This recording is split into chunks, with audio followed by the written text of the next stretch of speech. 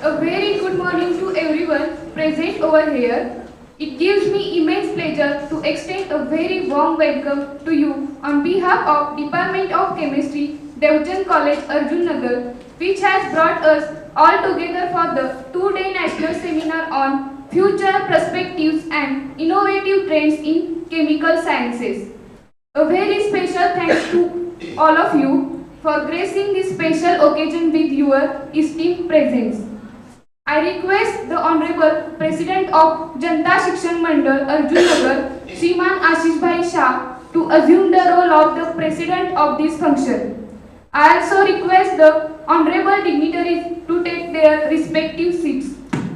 I request today's chief guest, Professor Dr. P.S. Patil Sir, Pro Vice Chancellor of Shivaji University Kolhapur, Principal Professor Dr. G.D. Inge Madam, Devchand College Arjunnagar, the Vice Principal, Professor Dr. P.P. Shah Sir, and Professor Dr. P.D. Shirgave, the IQAC Coordinator, Professor Dr. S.S. Desai Madam, to occupy their seats.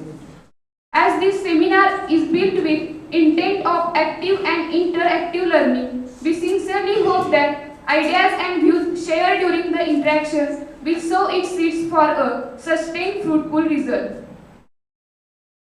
Now I request all the dignitaries on the dais to officially commence today's two-day national seminar by watering the foliage.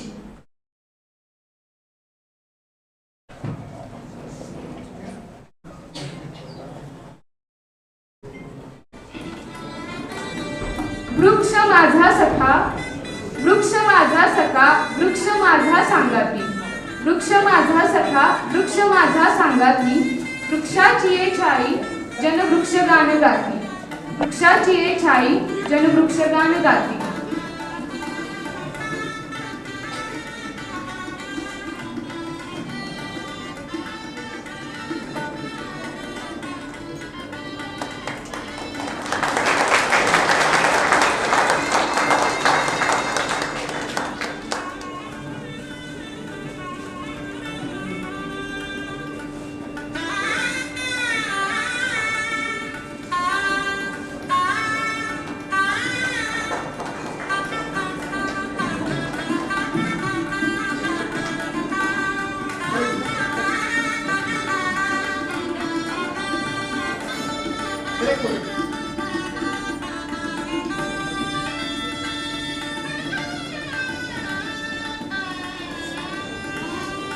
Thank you all of you.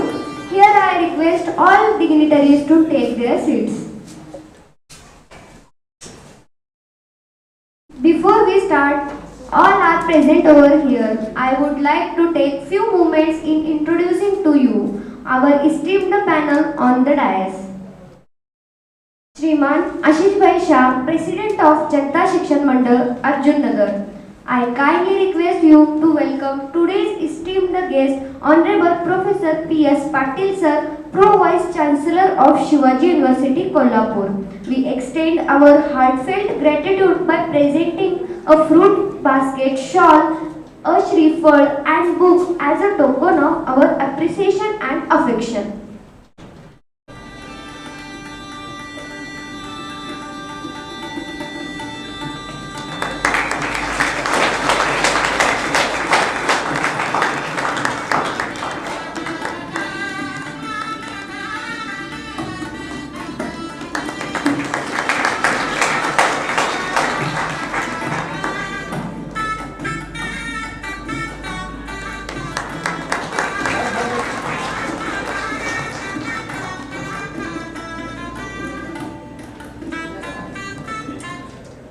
Thank you, sir. Dear Principal, Professor Dr. G.D. Inge Madam, I kindly request you to welcome our Honorable Sri Ashish Bhai Shah, President of Janta Shikshan Mandal Arjunnagar, by offering a fruit basket bouquet as a token of love and respect.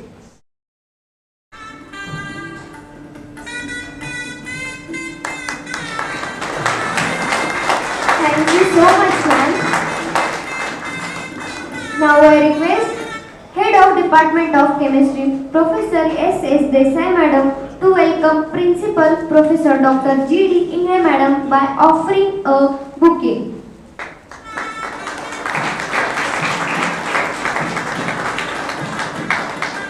Thank you, ma'am. Now I request Professor S.S. Desai Madam to welcome Vice Principal Professor Dr. P.P. Shah Sir by offering a bouquet.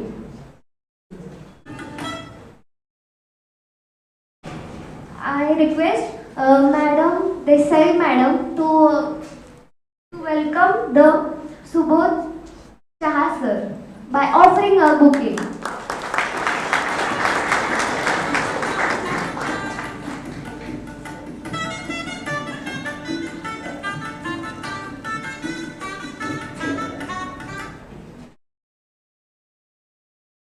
Now I request Professor Dr. S.S. Desai Madam to welcome Vice Principal Professor Dr. P.P. Shah Sir by offering a bouquet.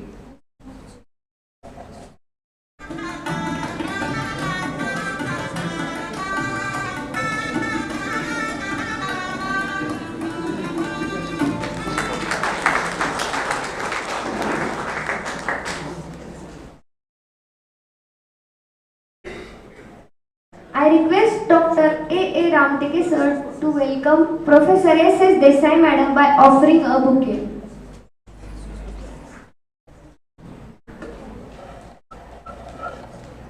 I request Professor Dr. S.S. Desai Madam to welcome today's guest, Honorable Dr. Devchand Sir by offering a bouquet.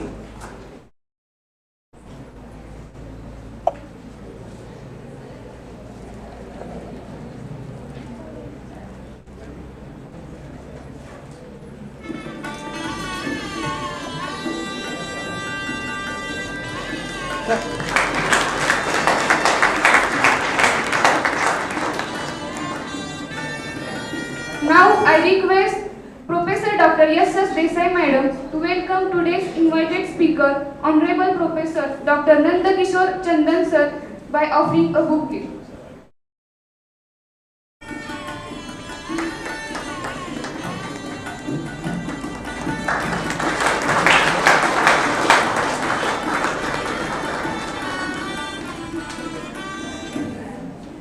Now I request Dr. A. Ramteke Sir to welcome Professor S.S. Desai Madam by offering a flower.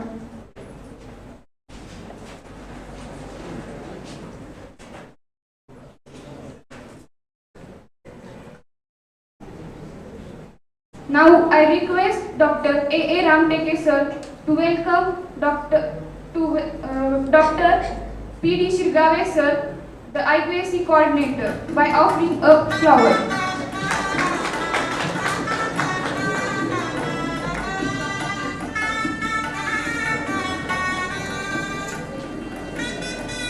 Now I request Dr. S.A. Kenode Sir to welcome Pradeep Shah Sir by offering a flower. Thank you.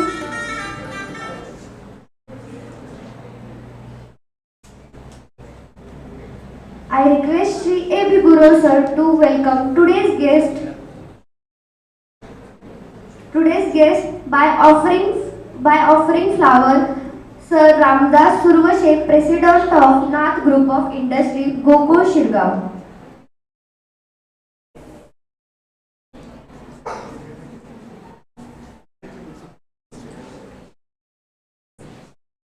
Now I request all dignitaries on dais, please publish the souvenir of this national seminar.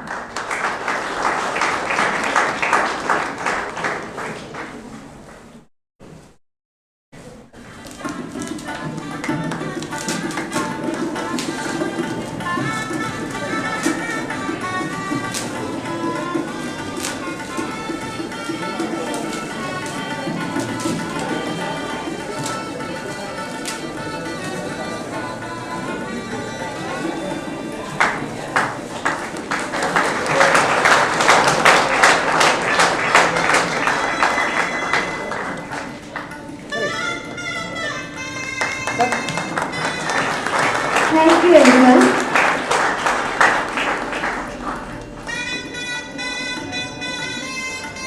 Thank you everyone. I would like to invite invite Professor S.S. Desai Madam to share her thoughts on organization of today's national seminar. Desai Madam, the floor is yours.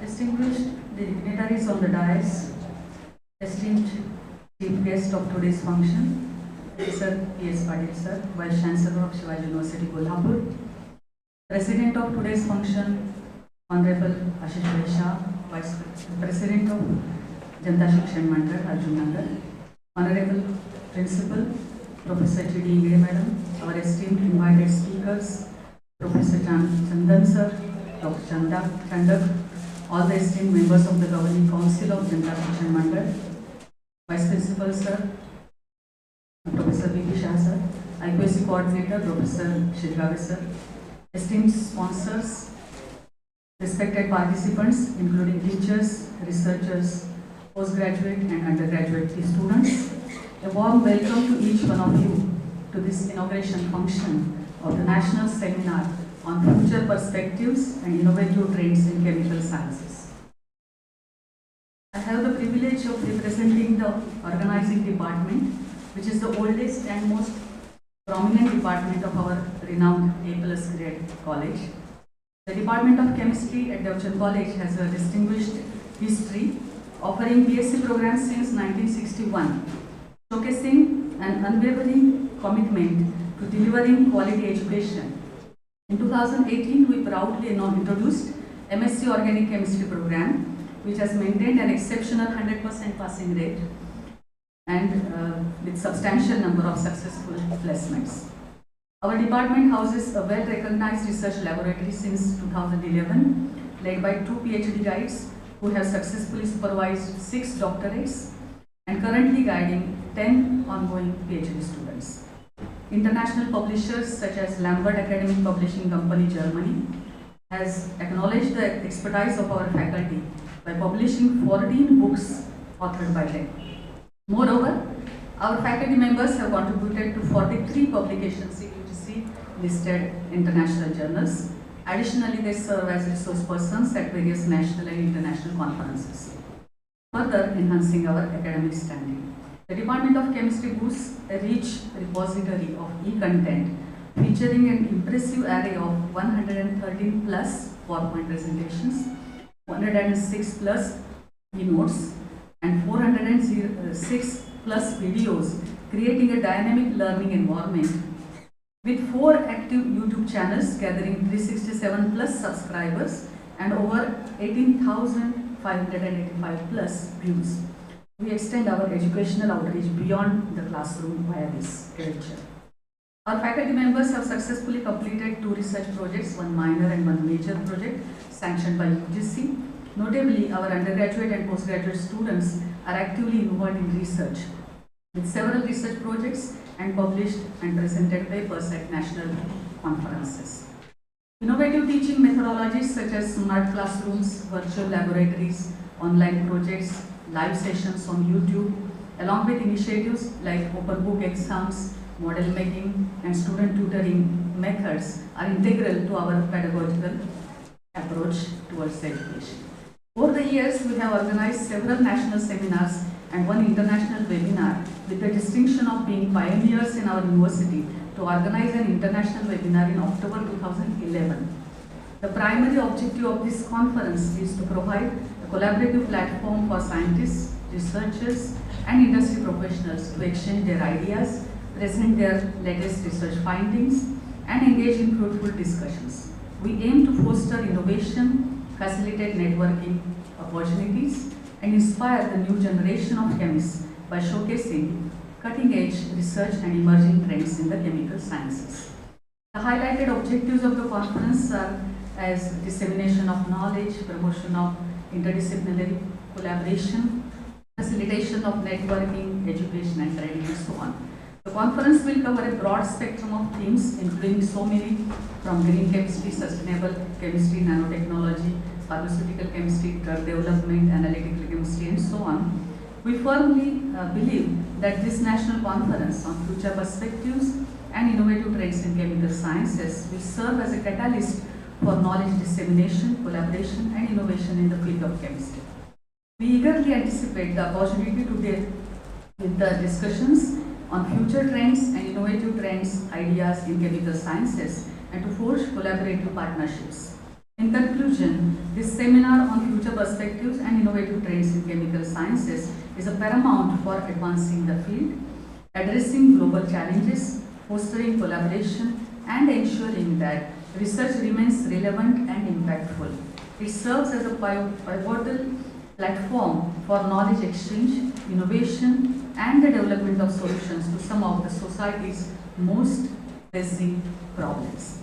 Once again, I extend a warm welcome to each one of you to join us in exploring the exciting world of chemistry at the present seminar here at Devchand College, Arjunnagar. I welcome you all. With this, I end my speech. Thank you. Thank you, madam. Now I request Principal Professor Dr. G.D. Ingray madam to express her views regarding the college. So please, Ingray madam. Good morning to all. Honorable dignitaries on the dais, Honorable Pro Vice Chancellor Professor Dr. P.S. Patil sir, Honorable President Janta Shikshan Mandal Sri Ashish Bhai Shah, Honorable Treasurer Janta Shikshan Mandal Sri Subodh Bhai Shah, Honorable resource persons of this two-day seminar, National Conference, Professor Dr. Hemant Chandak sir, and the second resource person, Honorable Professor Dr. Nandakishore Chandan sir, Honorable Vice Principal Professor Dr. P.P. Shah sir, Honorable Dr. P.D. Shrigave sir, IPSC Coordinator,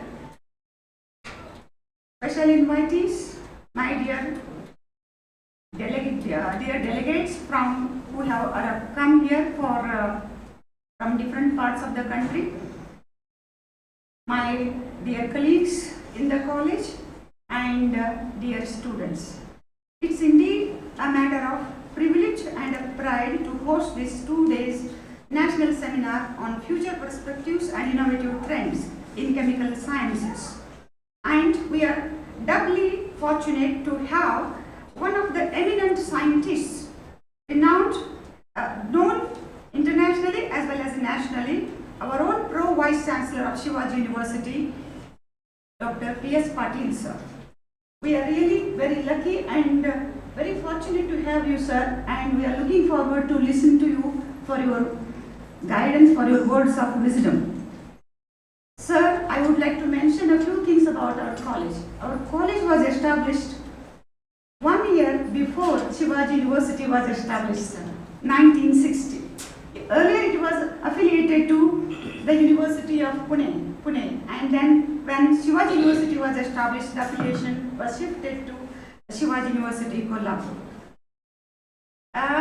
And you know already well, sir, that Devchand College has been one of the prominent colleges in the in the jurisdiction of Shivaji University. Sir, this college was established by the Bhagya Vidhata of this region, Nipani region, or former president of Devchand College, Padma Bhushan Sri Devchandji Shah. And since then, this college has been imparting quality education, especially to rural and economically and socially disadvantaged communities. Sir, our college is unique in several respects. I would like to mention just two. One is, our college is situated exactly on the border. The garden is, we were talking informally there, it is situated exactly in the border. The garden is in Karnataka and the building is in Maharashtra. We have water supply from Karnataka and electricity supply from Karnataka. We have postal service from Karnataka and police service from Maharashtra. And we have students from both the states. Teachers from both the states. Sir, I am a Karnataka person. My mother tongue is Kannada, but I am now working in this college. So our college is a true symbol of national integration into important, unique feature of our college is that, sir, when we see around, we see many colleges becoming commercialized. From 1960 to 2024, our college is unique in this sense that still education is regarded here as a social service. No donations, no commercialization, no cost to students and their parents. And we have, in 4 cycles of NAC accreditation, 3 times we have got A grades and once A plus grades. And we throughout have got the support of our university, sir, from you people. When I met you all, when recently I had a very fruitful chat with Honorable Pro Vice Chancellor in his cabin, and I would like to share a few things about this a bit later. Let me say a few things about our college, what our college stands for, what our college is doing to the student community. Our college has 34 permanent staff, sir. Out of 34 permanent staff, 32 are PhD degree holders. 32 are PhD degree holders, and 2 people are soon going to get their PhD degrees. That's 100% doctors. These are the credentials of our faculty. And out of 32 PhD degree holders, 22 are research guides, sir. I was talking to you there about the recent problem. So we are going to face, if this situation persists, and we will face a lot of problems. So 22 are PhD guides and 52 students are pursuing their PhD degree under 22 guides. And even in among our CHV staff and non-grant staff, there are a number of PhD holders and number of staff are pursuing their PhDs. And our students are great achievers, sir. Even though our college is situated in the rural area, in the border area, the stuff that we receive as students, that is brilliant. In the last 3 years, 3 students of our college have gone abroad for research to South Korea. And every year, our college students get merit in university ranks. They get university ranks, as well as our students have published, 46 students have published their research articles in UGC CARE listed journals. And many of our students, particularly science students, have received international awards, international research awards they have received. So, and this year only, just in a matter of 1 month, our college, one of our students, she stood first in the Avishkar competitions of Shivaji University in the category of pure sciences, sir. First rank she got.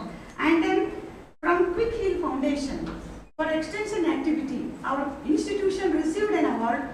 One of the faculty received an award, Best Coordinator Award, and 2 of our students also received awards for creating awareness amongst 10,000 people about cyber security, cyber crime and cyber security.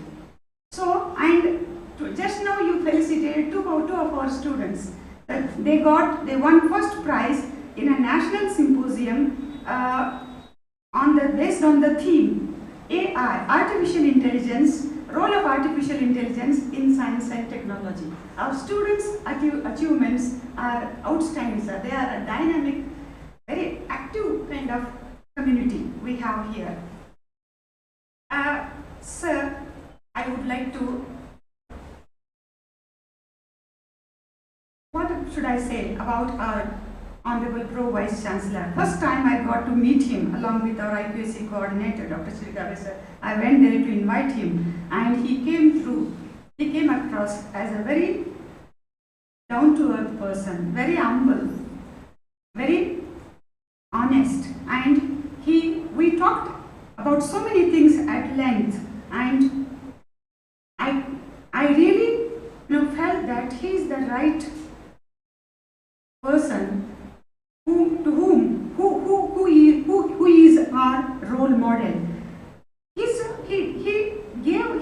explained his idea of a teacher, and I was very much impressed by his attitude towards his profession. He is not just a teacher. As a teacher, he touched the lives of others also. And 3 of his students are working in our college in the Department of Physics, sir. And you have touched their life in this way as a teacher. So a teacher is not just a teacher, not just a person who teaches from the textbook, but who touches the lives of students in so many ways. So our 3 faculty in the Department of Physics, they are also scientists, are as good as scientists, sir. They are contributing immensely for the development of our college. Sir, as I told you, he gave us a few inputs as to where does the future of higher education institutions lie. And he said that education should be society oriented, community oriented. Our education must directly benefit the society. In connection with this, he suggested us one unique idea, one innovative idea. He said, Madam, you find out one requirement, or the requirements or the problems which you face in the region, and you conduct research in those areas, and you come out with concrete solutions, scientifically, technologically, or even ideation, whatever it is.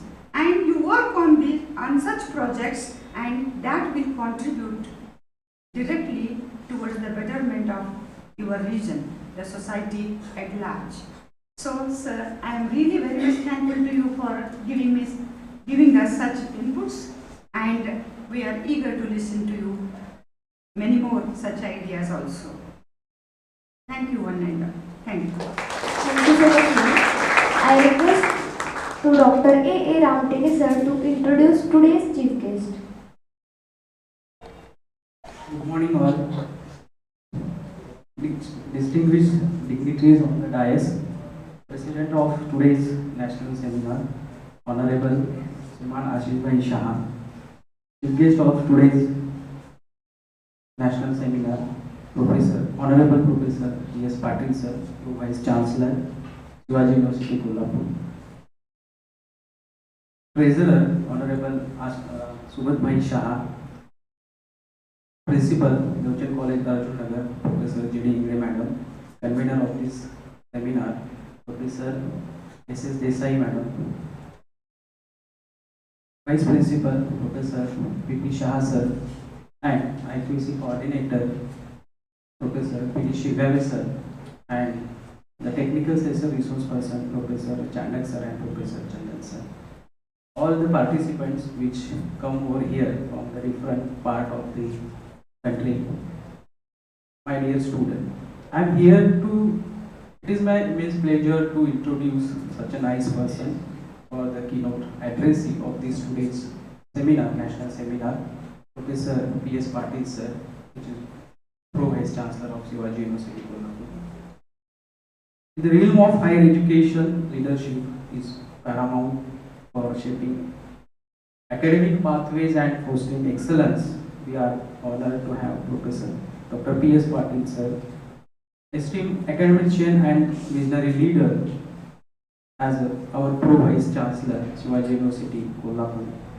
With a wealth of experience and unwavering dedication, sir is committed to advancing our university missions and values.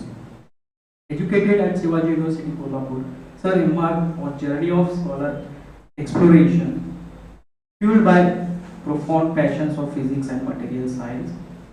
His research contributions has earned widespread acclaim, encouraging academic discourse and inspiring innovative ideas. Beyond academia, sir has been pivotal in driving institutional growth for society and for giving global partnership. His visionary leadership and understanding of higher education's evolved landscape have solidified our institution's reputations for excellence and innovations. So this is the brief biodata, but I would like to extend my biodata with the permissions of today's chief guest and president of the functions, because this is I have 138 pages biodata of today's chief guest, but with the permissions of today's keynote address and the president of this national seminar, I just constrained it with the time constraint. I just highlight some highlighting point of their biodata. Sir, educated from Shivaji University. Sir currently working as a Pro Vice Chancellor and Senior Professor of Shivaji University Kolhapur. Sir, qualified German languages exam from Goethe Institute, Bremen, Germany. Sir, under his able guidance, 50 students are awarded PhD, 6 MPhil students are awarded, and more than 200 plus projects are completed at Sir, here the positions at different levels and different various categories: as a lecturer, as a teacher, senior professor, associate professor, coordinator, head, coordinator of School of Nanoscience and Technology, Shivaji University Kolhapur, Faculty of Science, Dean, Faculty of Science, Director of IQAC, Coordinator of Shivaji University Kolhapur, and now he is working as a Pro Vice Chancellor of Shivaji University Kolhapur. Sir has published 901 research paper in international journals. So, with this 901 international journals with the high impact factor papers, 6 patent, 6 books are published. Sir is completed individual research projects and 18 research projects for their different theme. For example, the physics, nanomaterials and material sciences from the different agencies, funding agencies, DRDO, CSIR, WSO, DST, Indo-German, Indo-Japan, consultancy project, polymers from USA, RUSA, DBT and other agencies. So, cost of these all projects around 8 crore 73 lakhs and 93,900 rupees. Sir published, sir completed the academic projects from UGC DRS, UGC DSA. The cost of this project is 6 crore 74 lakhs 25,000.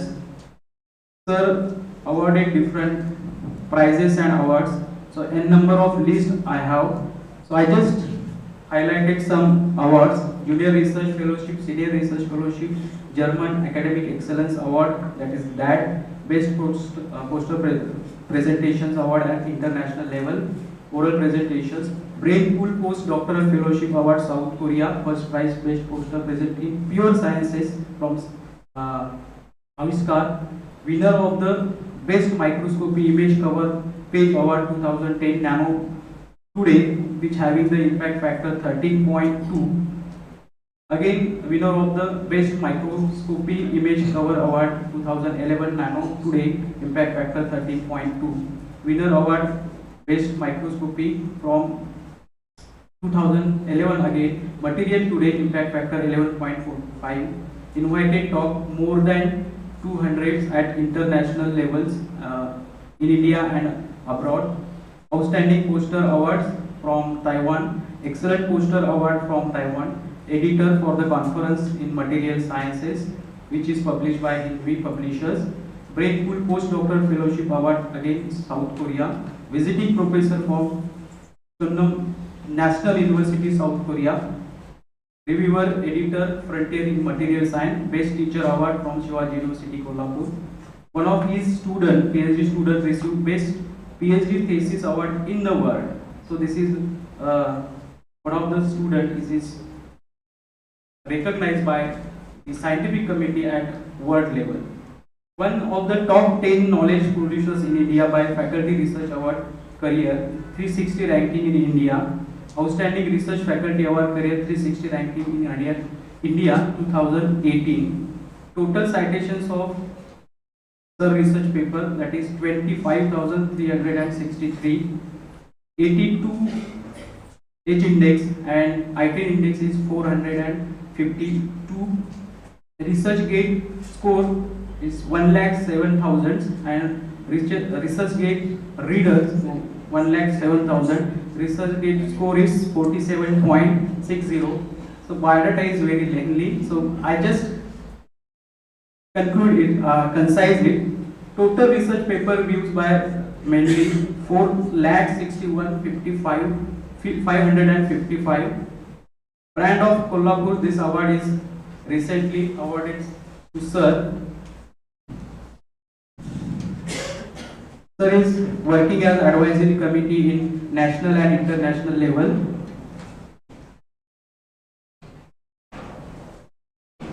Again, Sir is collaborated at national and international level. So national collaborations we have the Bhava Atomic Research Center, Bark, Mumbai, National Chemical Laboratory, NCL, Pune, DRDE, Gwalior, Center for Material for Electronics Technology, Pune, Central Electrochemical Research Institute, Tamil Nadu, Solapur University, Solapur, Pune University, Indian Institute of Science, ISC Bangalore, Jawaharlal Nehru Center for Advanced Scientific Research, Bangalore, UGC DA Scientific Research, Indore, MP, established School of Nanoscience and Technology Department with 5-year BSc integrated programs for 10 crores rupees. Number of postdoctoral and doctoral students working abroad. Sir having international collaborations, that is National Dong University Taiwan, Dongdong University Seoul, South Korea, Mei University Japan, Korea Electrotechnology Research Institute, South Korea, Chonnam National University, South Korea, University of Slovenia, Florida Solar Energy Center, USA, National University of Singapore, National Institute of Material Science, Japan, Hanyang University, South Korea, then KITS University, South Korea, Kyoto University, Japan. Sir is working as a coordinator at international MOU with Shivaji University Kolhapur, University of Ontario, Canada, National Dong University, Taiwan,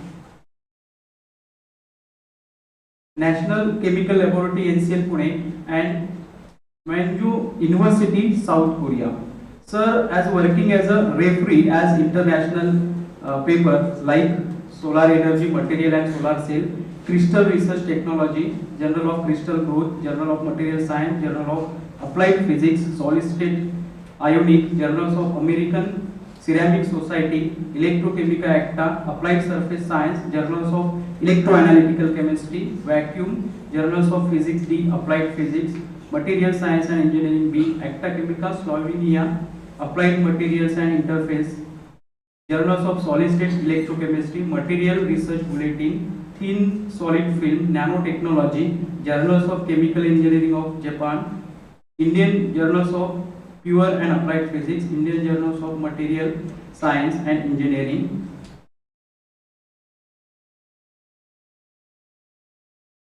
So with this brief introductions, I welcome you, sir.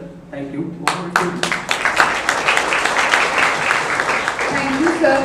Now I would like to request our chief guest, Honorable Professor Dr. P.S. Patil, sir, Pro Vice Chancellor, Shivaji University Kolhapur, to give his keynote address.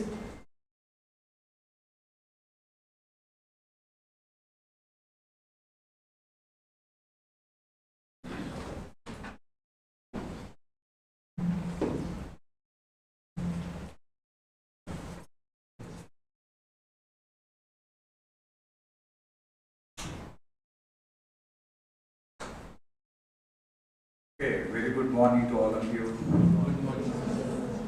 President of today's function, Honorable Sri Ashish Bhai Shah, Honorable Subhat Bhai Shah, Principal of this college, D.D. Ingre Madam, the convener of this conference, S.S. Desai Madam.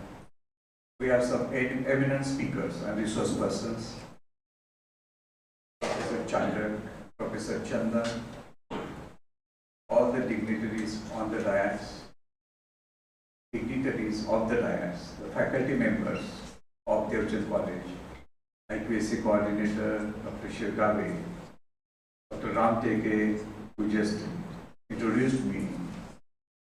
In fact, I wanted to give you only one page for the introduction, but somehow I missed to send you that particular page on WhatsApp because the students may not be interested in this long biodata. Anyway, you have introduced it very nicely, and all the participant friends here also see some of the faculties from Department of Physics, Dr. Kanmani, Dr. Patil, Dr. Guru is absent today, and I could see all the students from this college and nearby colleges. So I'm indeed very happy to be here on the occasion of inaugural function of 2 days national seminar on future perspectives and innovative trends in chemical sciences, organized by Department of Chemistry, Devchand College. At the onset, let me take an opportunity to congratulate the college and the management for securing NAC A+ grade with 3.46. So you just missed NAC A++ grade by 504 CGP.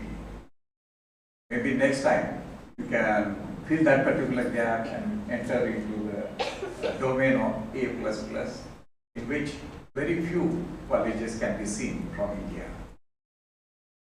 I am also happy to tell you that our university is NAC A++ with CGPA 3.52,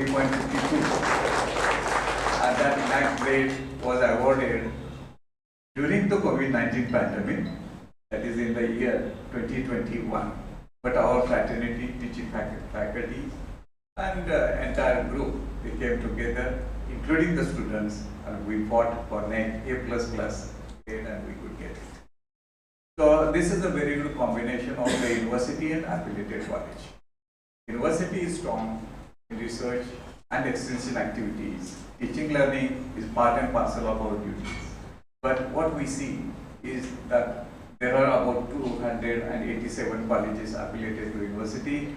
All these colleges should build their academic activities, and they should enhance the capacity building, and that will be better for the students who are learning in the jurisdiction of university, that is from Kolhapur, Sangli and Satara districts.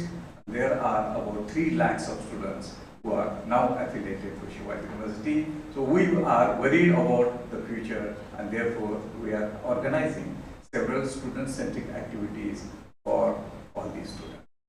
We are framing the schemes at the university, and that those particular schemes have been percolated to the colleges, and the students and teachers of the colleges can take advantage of those schemes.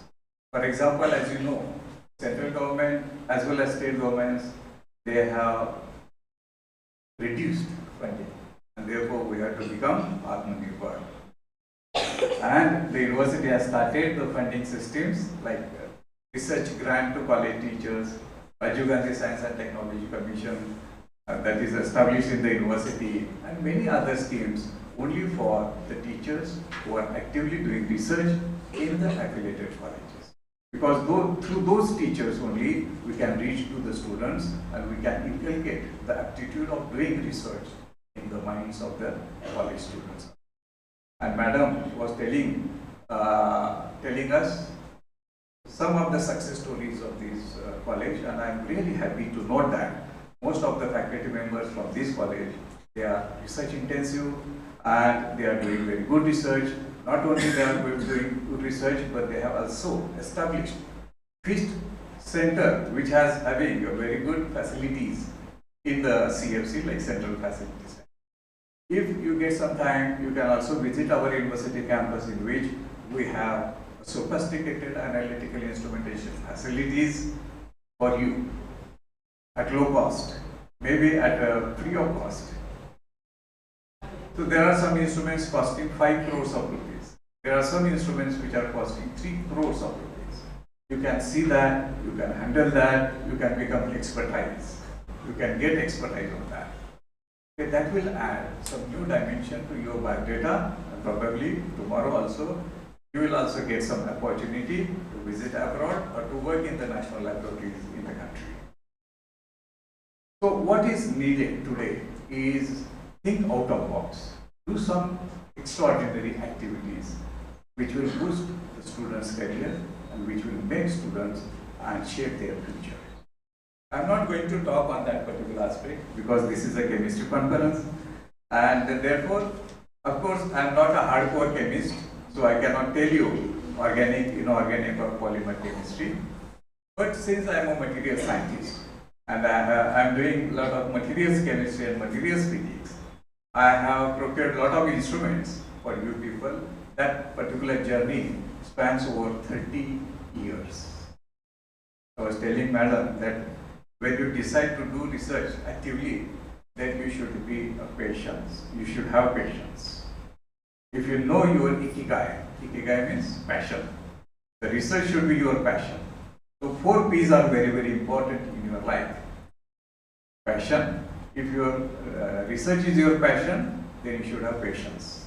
You should have perseverance, and then you should have positive. So these 4 P's are very important in everybody's life, and if you have these 4 P's, you can work longer.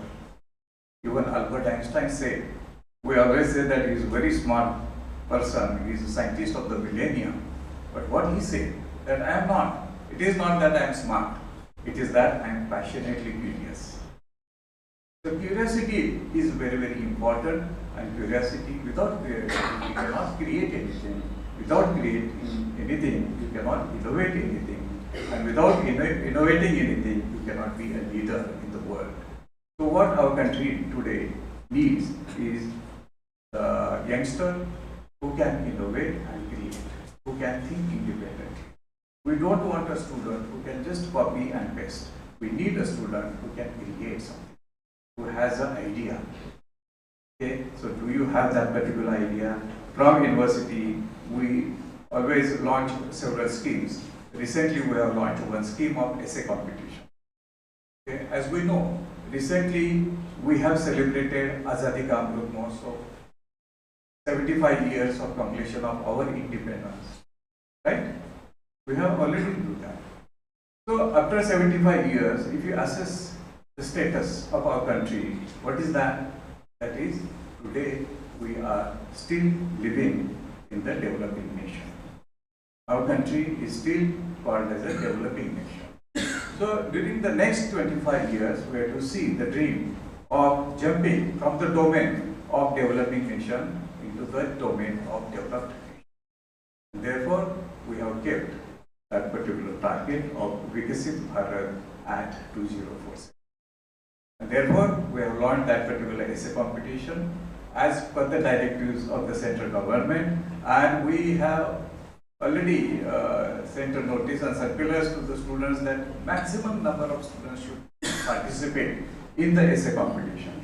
If they have any idea of Viksit Bharat at 2047, they can come out, they can write an essay of about 7 pages.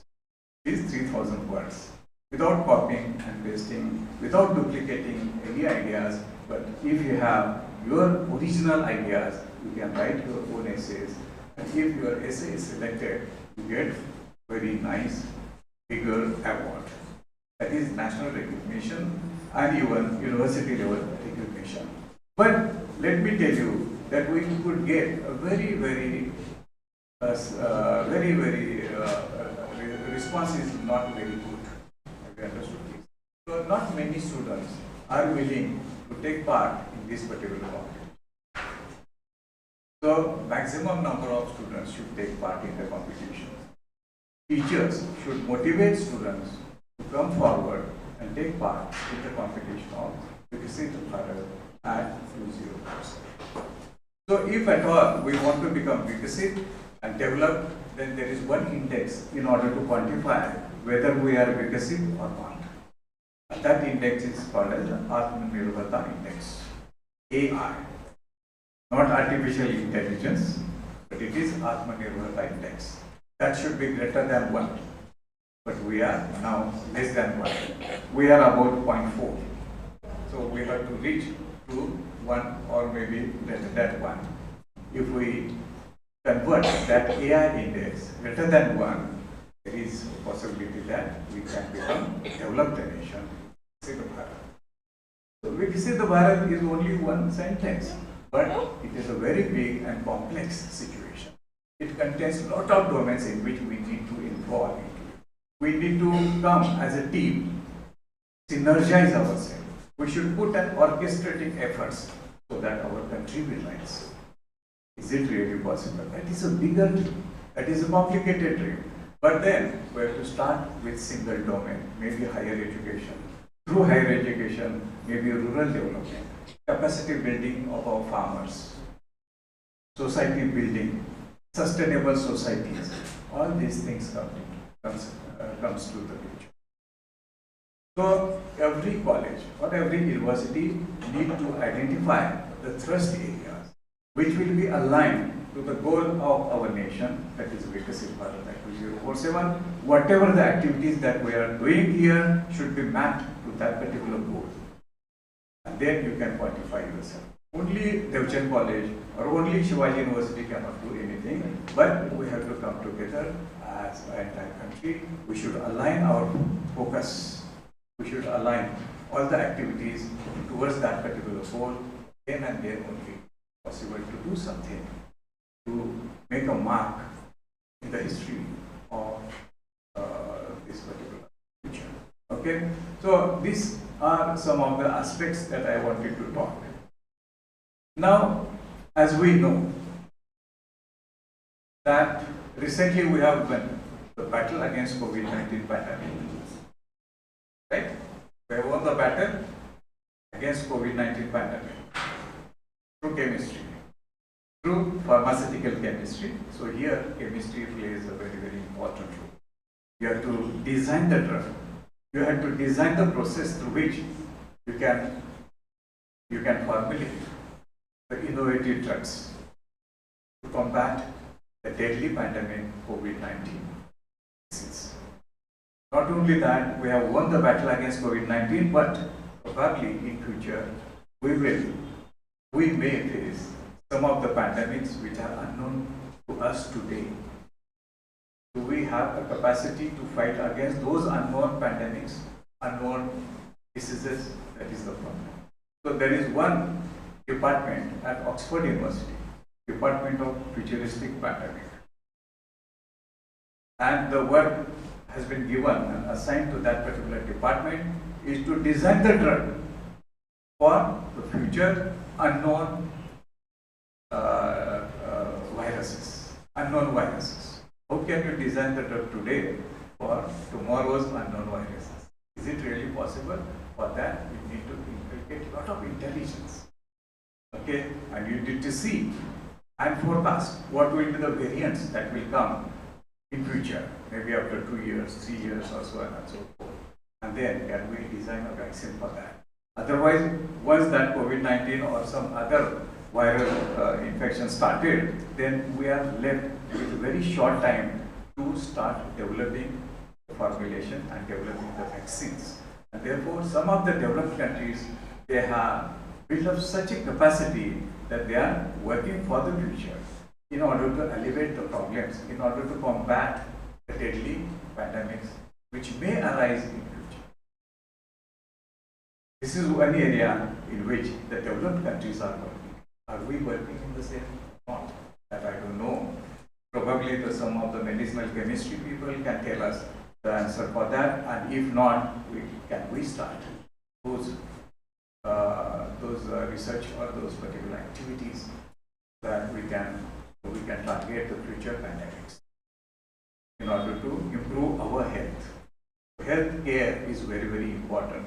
It is of prime importance if we really want to build a strong country and we want to become Viksit. I think healthcare is one of the important issues. We have seen the COVID-19 pandemic, but we were aware of COVID-19 virus. We knew that if I go out into the market, I may get infected, and therefore I was taking precaution, right? That particular virus, I was knowing that it was there. It was invisible, but I was knowing that it was there, so I could protect myself from the virus through mask and sanitizer and many other ways. But imagine that if there is something outside which we are not aware, which is there, but we are not aware of that. And therefore we are not taking precautions. What will happen? We will get infected, right? The same is happening. The next bigger problem that is coming to the entire world is climate change and global warming. That is like slow poisoning. It is not abrupt poisoning. It is not affecting abruptly. It is slowly affecting. And therefore, we are not aware of that. And therefore, we are not taking precautions for that. We are not applying sanitizers and masks. We are not taking any tablets. But because we are not aware of what it will create, it will definitely create a very big havoc. Therefore, the next bigger problem that we are going to face very soon is climate change. We have certainly seen the situations where we have seen the changing patterns of the rain, we have seen the earthquakes, landslides, cyclones, but we just see we watch news from the TVs and we don't do anything. So all the activities from today onwards should be sustainable. Whatever you do, it should be environmentally kind. Whatever you do, what processes, what chemical experiments that you are doing should be environmentally friendly. So the green chemistry comes into it. Are we doing that? That is the question. I know most of the chemistry laboratories, after doing the experiments, we just pour the extra or waste chemicals into the basins, wash basins. We don't know what is the journey of those chemicals after we throw and dispense into the basins. Where it will go? It will go and mixes with water bodies. And it will come to us again through water, right? That is the main problem, and therefore the next bigger problem is global warming and climatic change, and therefore the way in which we are living should be changed. We have to look forward for the tomorrow's society. We have to look forward for the next generation. Next to next generation will suffer, not us. Probably today we are getting good access to the potable water, good access to the purified air. Our soil is good, so crops, no problem today, but probably next generation or next to next generation will suffer. And therefore, we have to care today. Ours is the first generation to see the impact of the global warming, and last generation to do something about it. Next generation will not have time to combat this particular problem, and therefore we are responsible for our next generation. Are we giving them free access to the potable water and purified air? And therefore, what exactly is the sustainable development? Let me tell you in a very simple definition. Sustainable development is to make the world a better place for everyone. To make the world a better place for everyone without destroying the possibilities for the next generation. This is the challenge. Are we destroying the possibilities for the next generation today? Probably yes. All the experts can tell you that yes. We are degrading our environment, so tomorrow, after 10 years or 50 years, 15 years, our next generation will have breathing problems. Diseases may run out from the air, polluted air, polluted water, polluted soil. These are the problems that we are creating today. So we have to live in a better world, and therefore we have to build a sustainable society. For sustainable society, chemistry plays a very, very understood this. There is one saying, as I am a physicist, there was one very renowned astrophysicist, Professor Reeves. What he said? That man, into bracket human being, man is a very insane species. He worships invisible God, destroys visible nature. Unaware that the nature he is destroying is the God he is worshipping. We have to now understand what exactly is the God and what exactly is the nature. Nature we are destroying is nothing but the God that we are worshipping. That is what is said, Professor Hughes. And I think that is correct, and we need to imbibe that particular attitude today, that we should not destroy our nature at any cost. Is it really possible? Because on other hand, on one hand, we need a development. We need very good roads, we need bridges, we need buildings, and so on and so forth. And on the other hand, we need to conserve nature. Is another challenge. As a developed country, we need to see the exact balance between development and conserving. Do you have some idea of how to do both the things going hand in hand? Is it really possible? I was in Germany for 2 years. I've seen Germany is a city, a very developed city, I can say. A lot of modern facilities that you can say. But if you travel, say for about 4 or 5 kilometers, then you will enter into the forest, which is conserved by the city. Like KMC, there are corporations, they have made a rule that in every big cities there should be dense forest. And I have seen that, I have experienced that. The people go there in the holidays, they enjoy, they conserve, they love nature. They bother for the nature. They don't even cut a single tree. They don't even pollute a single pond. They are very much aware of what. Why not we become aware? We can do a lot of things, but we need to imbibe that particular awareness in us. Isn't it? So, what exactly is the problem? Let me tell you 5 different questions under climate change and sustainability. Climate change. What has changed? As a student, you should ask the question, what has changed? Secondly, why it has changed? Third, who has changed it? Then when to start correcting it? How much time is left? How much time is there in our hand to correct it? How to correct it? So these are 5 important questions that every teacher and every student should ask to us.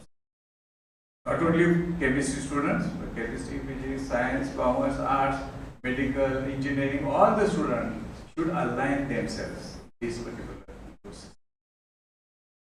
Okay, so that is very, very important. So the first question, what has changed? That has not changed for the last 10,000 years, but what has changed now and what has changed today? What was constant for the last 10,000 years, but now it is changing? Can you tell me? The global average temperature of the earth is changing.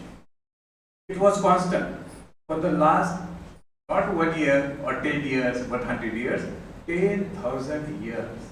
The temperature, average global temperature of the earth is constant. Now it is changing. What has changed? Temperature, global average temperature of the earth is changing. Why it is changing?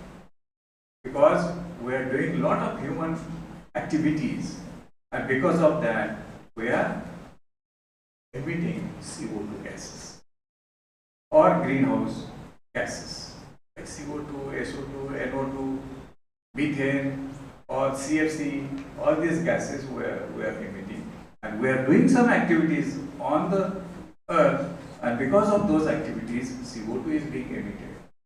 What is the lifetime of CO2? It is about 400 years. If you generate that particular CO2 molecule today, it is going to be there for the next 400 years. You cannot diminish it, you cannot dilute it, you cannot destroy.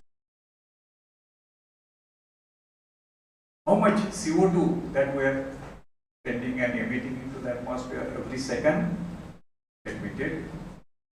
Because as I told you, there is a deadly pandemic, but we are not aware of that.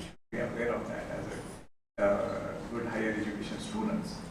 It is around 14 lakhs of kilogram per second of CO2 is being expelled from Earth into the atmosphere. That is getting accumulated in the upper atmosphere, and that is creating a layer which is trapping the heat and emitting the heat towards the heat radiations towards the Earth. Because of that, global warming. Yes. What has changed? Global average temperature. How much CO2 level has been changed? It was constant. About 10,000 years ago, it was constant. For about say 300, 200 ppm. But now it is changing. It is now around say 423 ppm. Earlier it was say 200 to 300 ppm.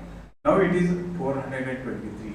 And because of that, there is a 1 degree Celsius change in the global average temperature.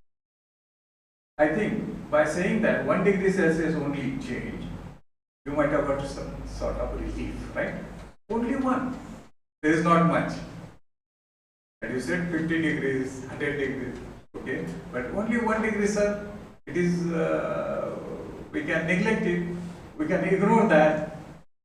We should not feel anything about 1 degree Celsius. But, my dear friends, it is going to. Let me tell you that our body temperature is a 97, 98 degrees Fahrenheit is good. But if I increase by 2 degrees Fahrenheit, it is 100. Immediately you are restless, you go to the doctor, take a tablet and take a rest. Isn't it? That is the matter that matters by 1 degree Celsius.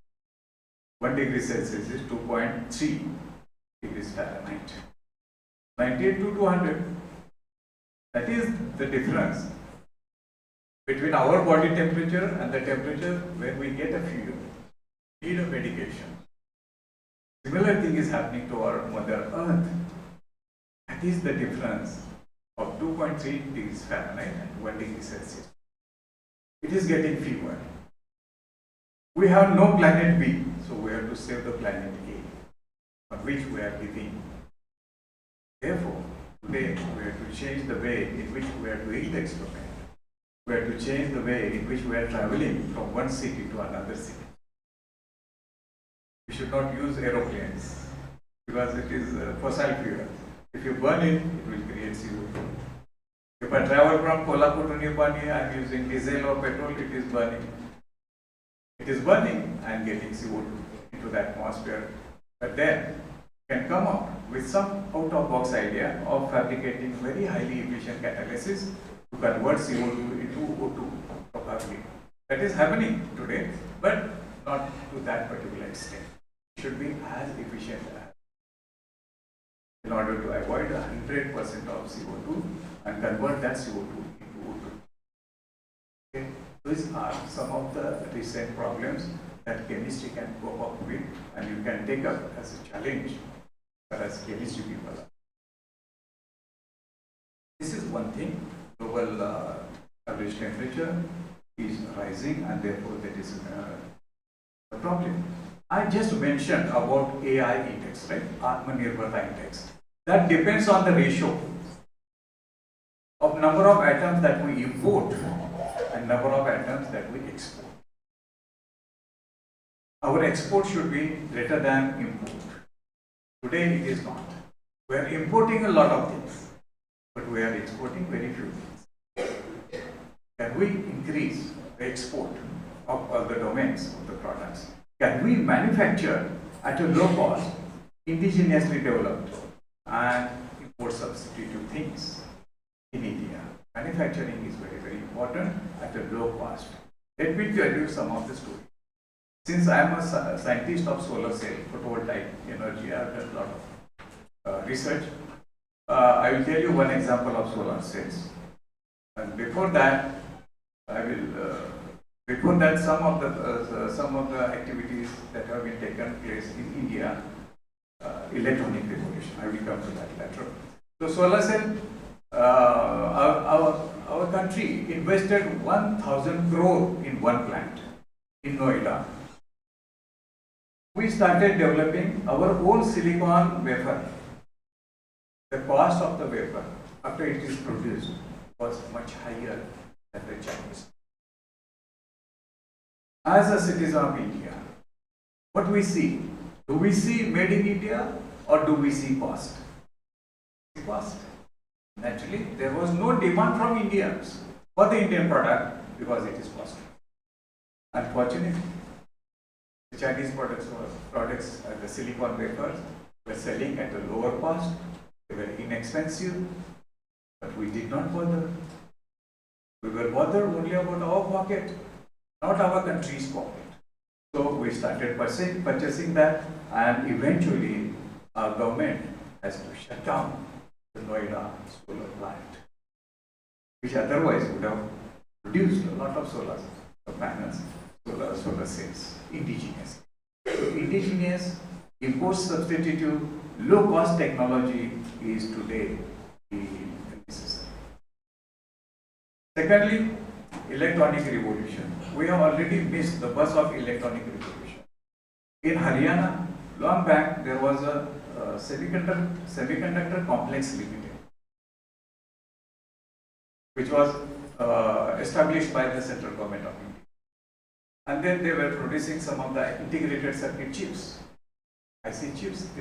These IC chips are there in your smartphones. Without IC chips, there are no smartphones. So semiconductor chips were being fabricated in the country, but somehow in Taiwan, they were also doing and creating and developing IC chips which were much cheaper than Indian ICs. Eventually, we also have to shut down our own semiconductor complex limited in India, and we are then importing IC chips from outside, China, Taiwan, Korea. But how we can become Atmanirbhar then? Have you understood this? These are some of the problems that we have already lost it. Today, among the country which is dominant in manufacturing semiconductor chips will dominate the world. Because the economy will be more stronger. They will have more market. Because everybody offers, we need IC chips through mobiles, laptops, and many other electronic gadgets that we are using today. Right? And therefore, this is again the point to ponder upon. We have to do that particular thing. How to do that, I don't know. Okay? Because it is a collective effort, and it is also depends on the policies that we. Recently, let me tell you one real recent experience of myself. I was giving a lecture on nano fertilizers in some of the universities.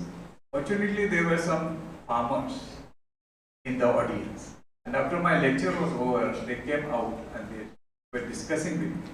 They said, sir, now we are not using urea because we are spreading urea excessively, that is being harmful to the soil that is getting created. We are getting nano urea. So maybe 10 kgs of urea is equal to 100 ml of nano urea. We are using that, we are buying it. But the problem is that the cost is same. The cost of 10 kgs of urea and 100 ml of nano urea is same. What is my benefit? I am not getting anything. Maza kai fayda? I told him that is the problem. माझा काय फायदा आपण प्रत्येक वेळी बघत असतो. What will be my benefit आपण बघत असतो. But what is the benefit that you are giving to the soil? What is the benefit of the river that we are not aware of that? We are not thinking about that. We are just thinking about my own benefit, my own फायदा. So today, I think we have to change the mindset with which we are thinking. Isn't it? I don't know. It is very easy to tell, but difficult to imbibe. But I think now we have to, it is high time that we have to do something for the sustainability.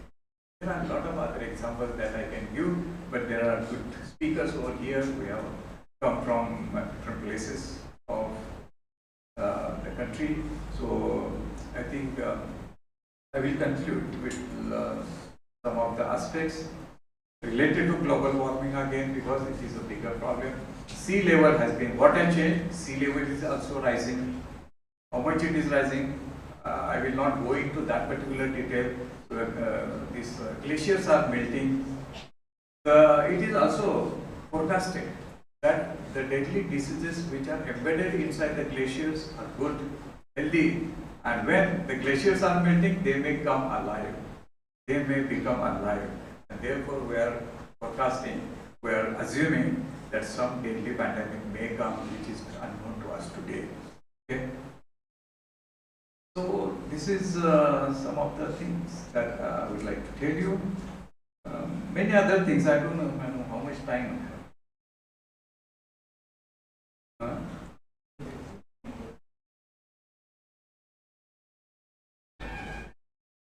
In the history, if you peep into the history, you see the invention of copper, silver, and gold, and many other these things. But the invention of cement comes into it. You know what is cement? It is calcium carbonate. If you heat it, CO2 is emitted.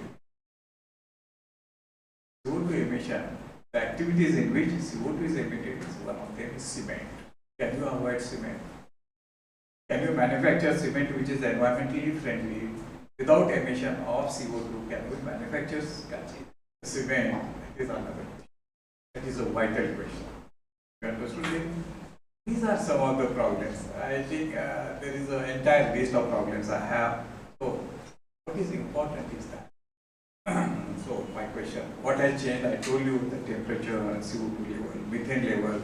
Why it has changed, I am also telling you some of the activities in which, why it is changing. Let me tell you, for the development we need energy, and for energy we are burning something. Without burning we cannot create energy. What we are burning? Coal, oil and gas. And if you burn coal, CO2 will emit. If I burn gas, it will emit CO2. Oil, CO2. So we are burning everything and getting energy, okay, but we are not worrying about the CO2 emission. How much coal, oil and gas that we are importing from outside? Atmanirbharta index. We need energy, but we are importing it, coal, oil and gas. How much? $400 billion every year. What? 400 billion. Not only we are importing, but we are doing activity which is harmful to the environment. So can we find some of the ways in which we can generate energy by using environmentally friendly ways? Photovoltaic, solar cells, biomass, wind energy, and maybe some of the chemical routes for creating energies like hydrogen. Hydrogen economy is going to rock a particular field. Why hydrogen economy is important? Why hydrogen is important? Because if you have fuel cell, from one compartment you can pour hydrogen gas, from another compartment you pour oxygen gas, and it will create electricity. And what is the byproduct? Not CO2. It is only H2O. That is the byproduct, and that byproduct you can drink. So there are no harmful effects. So this fuel cell is a wonderful device that you should invent. You should replicate that fuel cell more efficiently, so that even our car can run on the water, essentially on the water. can split the water into hydrogen oxygen, combine hydrogen oxygen in the fuel cell, get the electricity with the help of electricity, your car will drive, and you get water. Again, you can fill that particular water. That is a regenerative process. So today, we need to become aware of ourselves related to circular economy. We should not waste anything. Circulation of the waste, is it really possible? The waste that we are throwing out, food waste, chemical waste, textile waste, agriculture waste, plastic waste, can we recirculate that? That is another. To reduce is one thing, reuse is another thing, recycle is another thing. Can we recycle the things? But as far as the world data is considered, only 20% of the waste material that we are throwing is being recycled. 80% we are dumping into the landmines. I don't know what will happen the next 10 years because we are dumping a lot of things. I have downloaded an entire book on best landfills in the world. Okay, that is another problem. So reduce, reuse and recycle, but we have to go one step ahead and think about upcycle. You can start with some wastage material like plastic or paper and convert that plastic and paper into some product which is more costlier than the plastic and paper. Is it really possible? That is part of the upcycling. The cost of the end product is much more than the cost of the initial product. Is it possible? We did some experiments related to that. We burn carbon under the closed atmosphere in an inert atmosphere in the presence of catalyst. And burning that plastic material, plastic waste has been translated into graphene, which is much costlier than even gold. So can you burn plastic and get the material which is costlier than the gold? Yes, it is possible. We did some successful experiment in the laboratory. Only thing is that we need to scale up. When it comes to the scale up, there is a problem. But we have to try. We are trying, and the students, unfortunately, who are expert in that now are settled abroad. That project is now at home for some time. So we heavily depend on the students. We train the students, and after getting trained, they go abroad. So we need to establish an ecosystem. The trained manpower should be retained in our country, so that their brain we can use, their knowledge we can use and develop something. That particular ecosystem has to be developed in the country, and so we have done a lot of experiments related to circular economy. We took real world problems. In our physics department at Shivaji University, we have a lot of trees. There were some years back, we planted badam trees everywhere around the department, and we have a botany department just near to our physics department. They came complaining to our HOD. They were saying that, sir, why did you plant these badam trees? It will generate a lot of kachara, leaves. Badam trees far kachara hoto, and that was the main problem. So they were about to cut all the badam trees. There were about more than 50 trees which we have planted around the department. They were about to cut, but somehow they have stopped. And then I was thinking, I just gave one problem to the student. Can we collect that biomass and convert it into nanoporous carbon? She was a very, very bright student of myself. She took it very seriously. She collected all the biomass which is spreading, and she did some processes, developed some chemical processes, and burnt it in the presence of inert atmosphere, argon, and converted that carbon to this nanoporous carbon, and we use that nanoporous carbon for the fabrication of storage devices. So the journey started from the waste leaves. We collected it, and the waste leaves were converted into nanoporous carbon, which eventually served as a very good electrode for the storage batteries. This is circular economy. And not only circular economy, we ended with a product which can be processed through upcycling. you can also think differently, because winners don't do different things, they do things differently. Can you do different things? Is it possible for you to think differently? That is, for that you have to think independently. Not everywhere the teachers will be accompanied, okay? But whenever you go in the market, whenever you go into the farm, whenever you go to the society, do you observe some problems? Think of that problem. Discuss with your teachers and then come out with some solution which no other researchers has done. So some of these things can be done if you find out the problems. The way of looking at the problems itself is our problem. Therefore, we need to change the perspectives with which we look at the problem. We need to identify the problem. And if we find the problems, then only we can ideate solution about that problem. Right? So that is very, very important, and I am sure that you here you have a very fine band of teachers who are teaching you many other things. I will tell you one word, one sentence, and then you have to judge who said it. I was a disadvantaged child from a very poor background family. Yet I am privileged to be in a company of a great teacher. Who said this? Sir? A. B. J. Arjunnagar. He was a disadvantaged child, came from very uneducated family, but what he said, that I was privileged to be in a company of a great teacher. You are now today company of a great teacher. Why don't you do it? Teachers can convert ordinary student into an extraordinary student. Teachers will convert or produce not only masters, masterpiece. They will bring about best version in yourself. They can imbibe and infuse and engrave a champion mindset. Why you are lagging behind? Come forward and become one.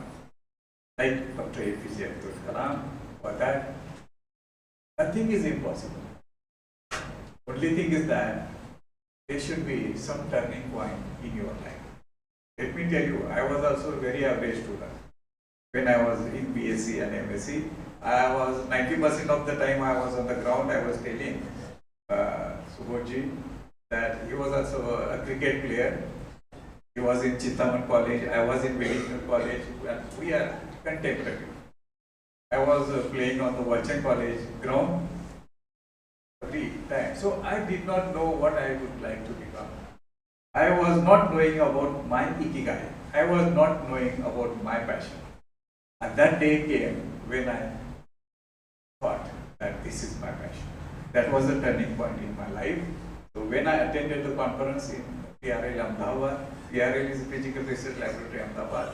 I just was in MSc second year. I went there, and I'm really fortunate that I had a very great teacher. He gave me a project in my second year, and in order to present the paper in the second year, I visited Ahmedabad, and there I see that the conference was very nice, and I liked the way in which I prepared and I delivered the oral presentation. People appreciated. And then while coming back, I was thinking that yes, I liked it. I liked that event by heart. I liked the scientists that I listened to. But there was not a single scientist from Maharashtra.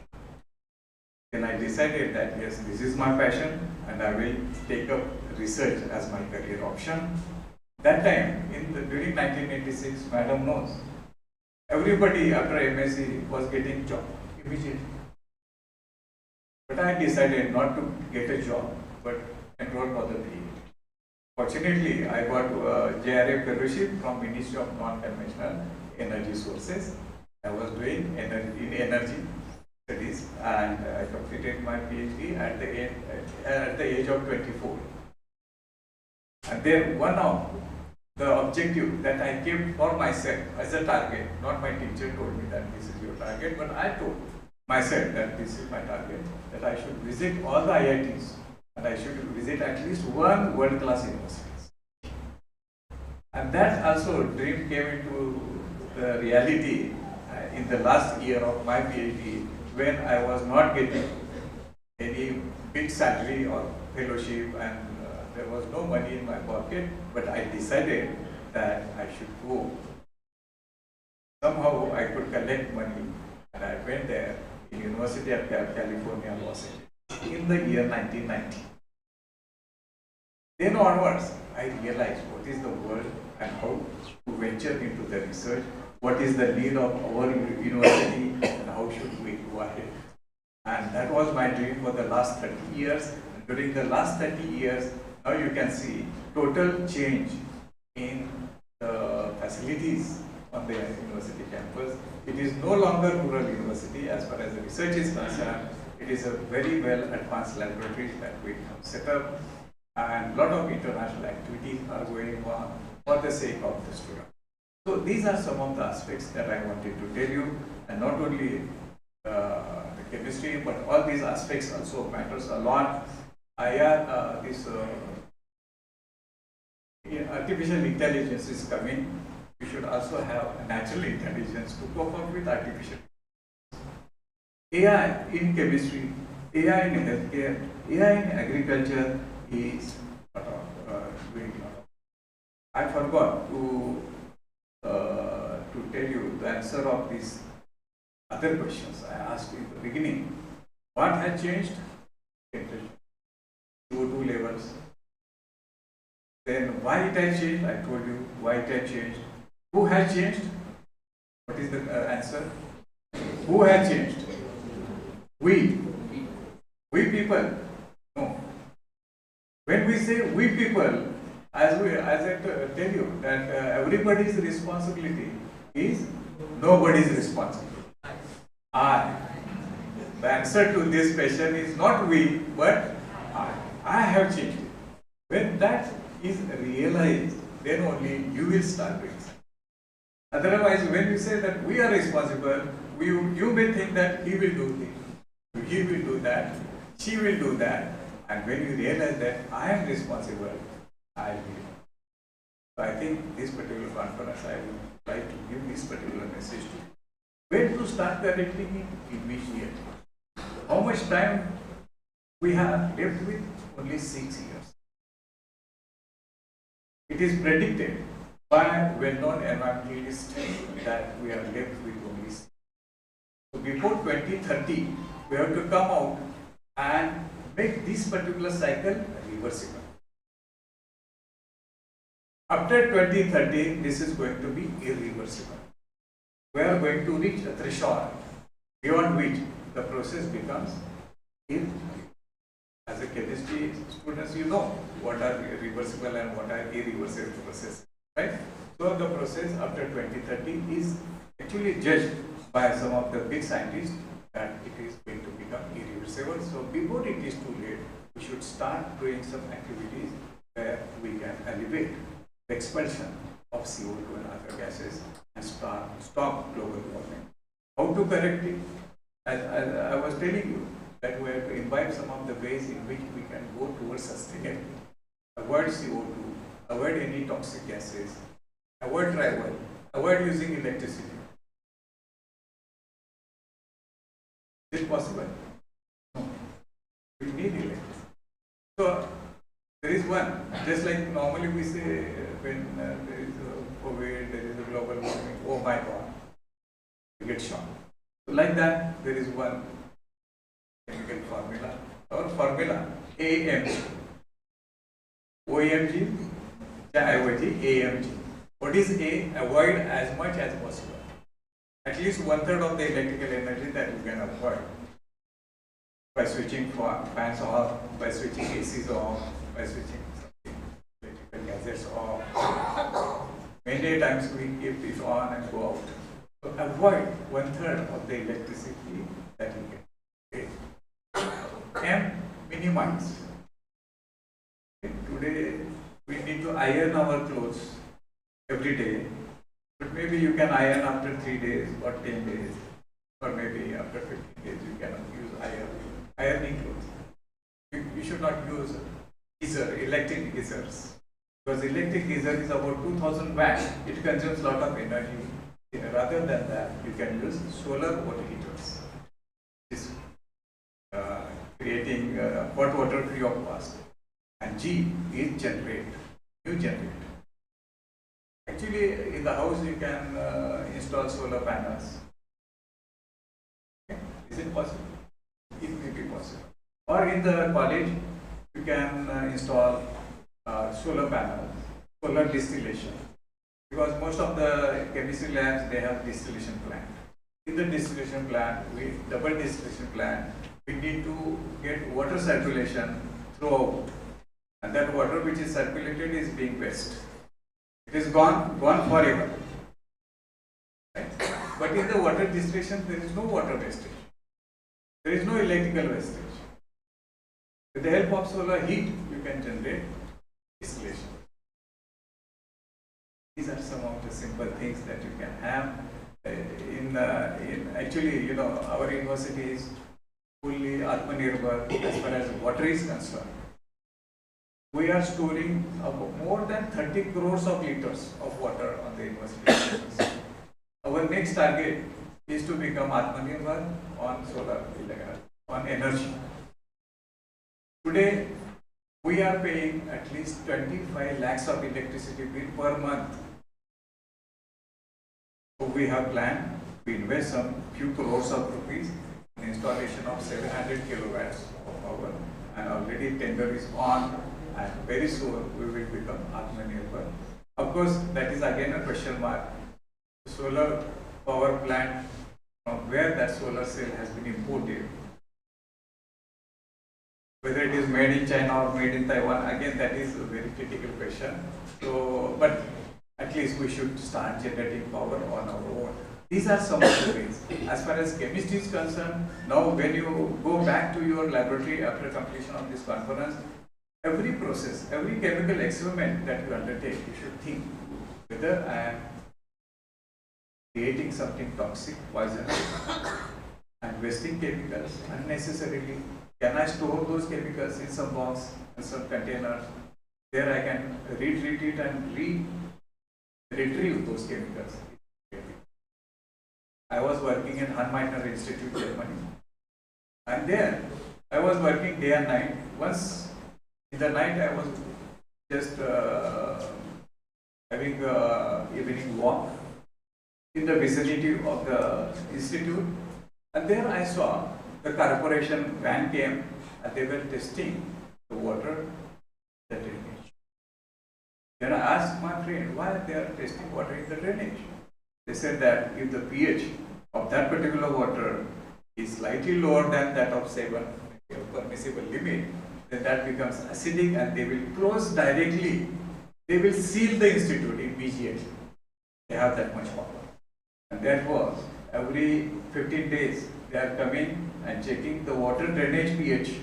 And if that particular pH is above or below that particular limit, they will directly seal the institute. And that institute was named as Hanmeitner Institute, named after two Nobel laureates, because two Nobel laureates were the alumni of that institute, Otto Hahn and Lise Meitner, nuclear scientists. These corporation people, they were taking utmost care so that they have such a power that they can seal anything. Because you are polluting the drainage water. Drainage will take this water to the river or pond, and that pond, taking that particular water which is circulated on the river, the plant, or we are pouring the water for the farm and other things. Even this farming is being done through the non-polluted water. Non-polluted. I heard that I was talking to some of the farmers the other day, and they were telling them they have grown very nice vegetable, but one fine day, all vegetables were rejected.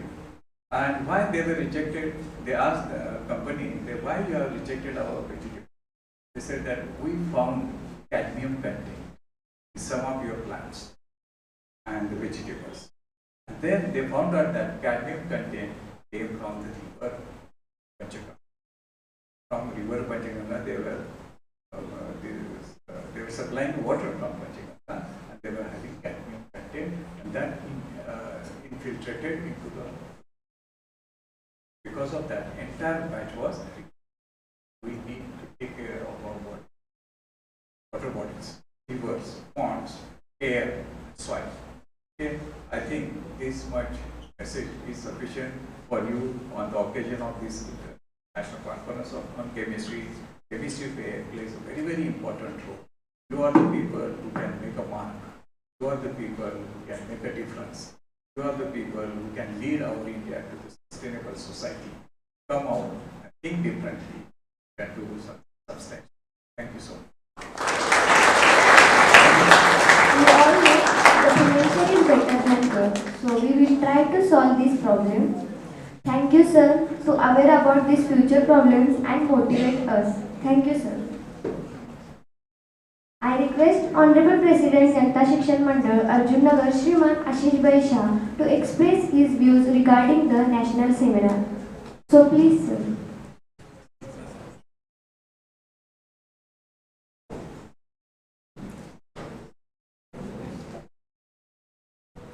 Good afternoon.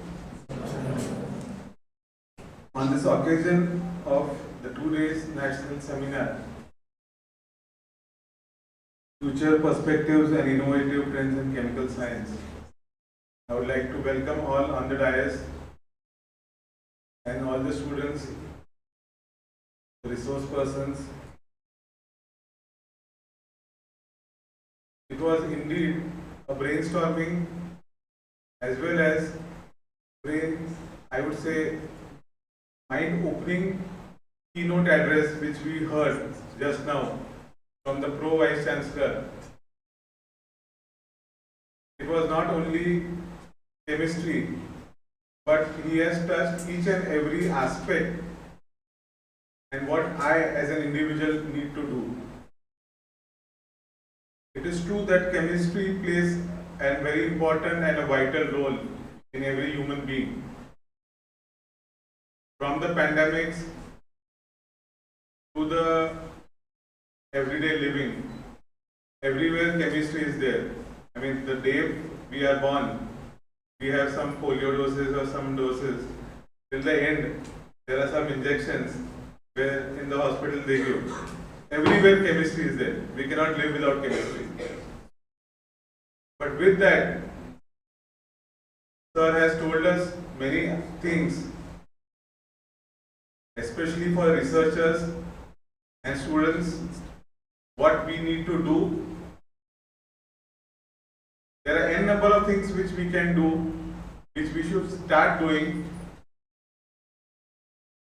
Atmanirbhar, yes, as we all know, our Prime Minister has been telling us this since long, but we need key people like Sir to be there to guide us. And surely scientists are such people who can lead each department, each country. We have seen our President who had given us a Vision 2020. Similarly, to create that vision, to stay with that vision, we need people and we need scientists who can understand the things and let us know. Sir just told us for Shivaji University, the goal or the things which were planned. So for 2030, what we need to do, how we have to work is an important thing. Research is going to play a very important role in everybody's life.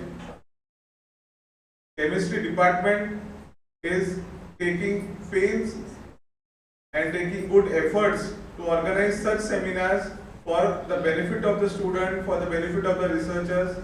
I would really like to appreciate their efforts of the entire department to conduct such a good seminar in this college.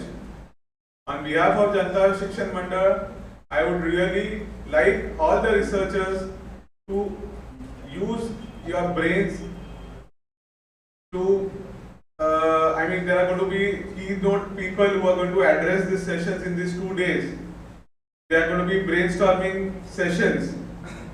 But what we need to do is work after this seminar.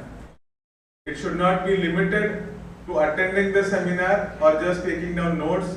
We have to be useful, we have to do something, as we need to create our identity that we are born in this planet and we have done something for our planet. I will not take much time because as it is, this session has prolonged and we have key people who have come all the way to give their thoughts. I would like to welcome you all on behalf of Janta Shikshan Mandal for this 2 days seminar and wish you all the best for this seminar. Thank you. Thank you, sir. I request to Shri A.B. Burrow, sir, please come on dais and express the vote of thanks for this inauguration function. And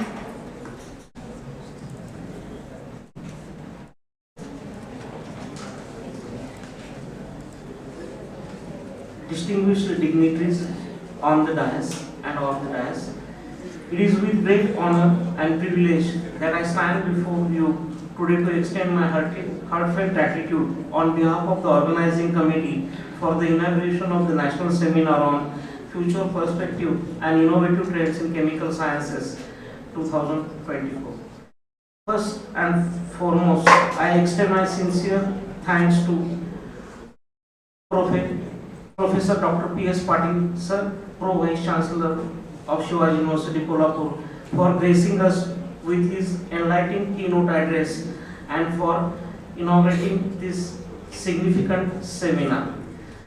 I am proudly grateful to our esteemed President, Sriman Ashish Vaishya, President Janta Shikshan Mandal, and unwavering support and gracious present. Thank you, Bhaiya, for your constant encouragement. I express my heartfelt gratitude towards our principal, Professor G.D. Ingre Madam, and our Vice Principal, Dr. Professor P.P. Shah Sir, IQC Coordinator, Professor P.D. Shirgay Sir, for their invaluable support and presence throughout the event. Special appreciation goes to Professor S.S. Desai Madam for her leadership in organizing this seminar, guiding us with her expertise and dedication. I extend my sincere appreciation to Shivaji University Kolhapur for their generous financial support with which alleviated the burden of the seminar expenses. My gratitude extends to the members of the governing council, faculty and sponsors from Devchand College, as well as sponsors such as Shubhankar Enterprises, Sai Sri, Labtech and Nath Industries for their significant contributions. I am thankful for the technical and non-teaching staff whose behind the scenes efforts ensured the smooth execution of this event. Lastly, I extend my thanks to all the participants, including teachers, researchers, and the UG and PG students for their enthusiastic participation in the seminar. With the permission of the Honorable President of this function, I hereby declare that the inauguration function is concluded. While the dignitaries may now leave the hall, I invite all the attendees to remain seated as the proceedings with the technical session immediately following this function. Thank you once again for your presence and support. Thank you.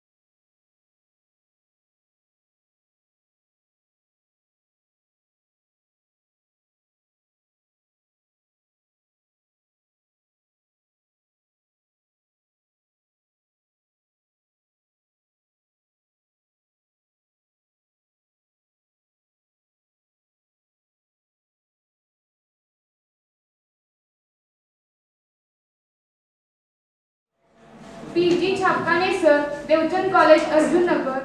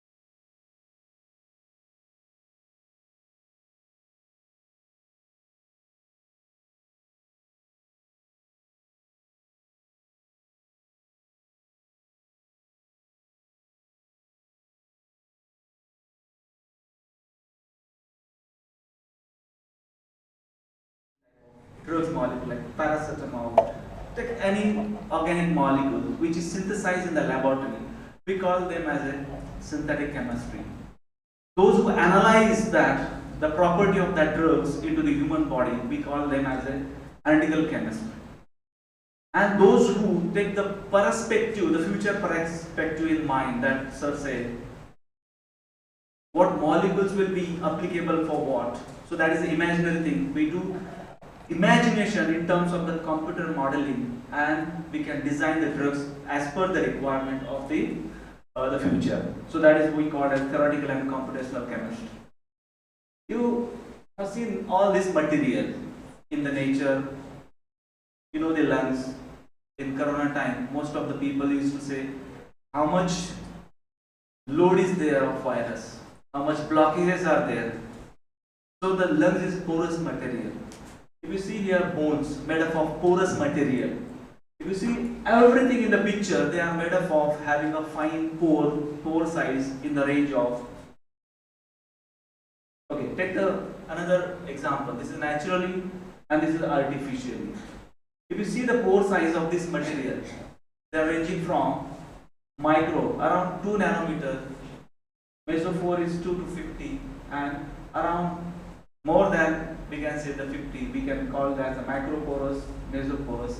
What this porous material is useful for? You know the catalyst,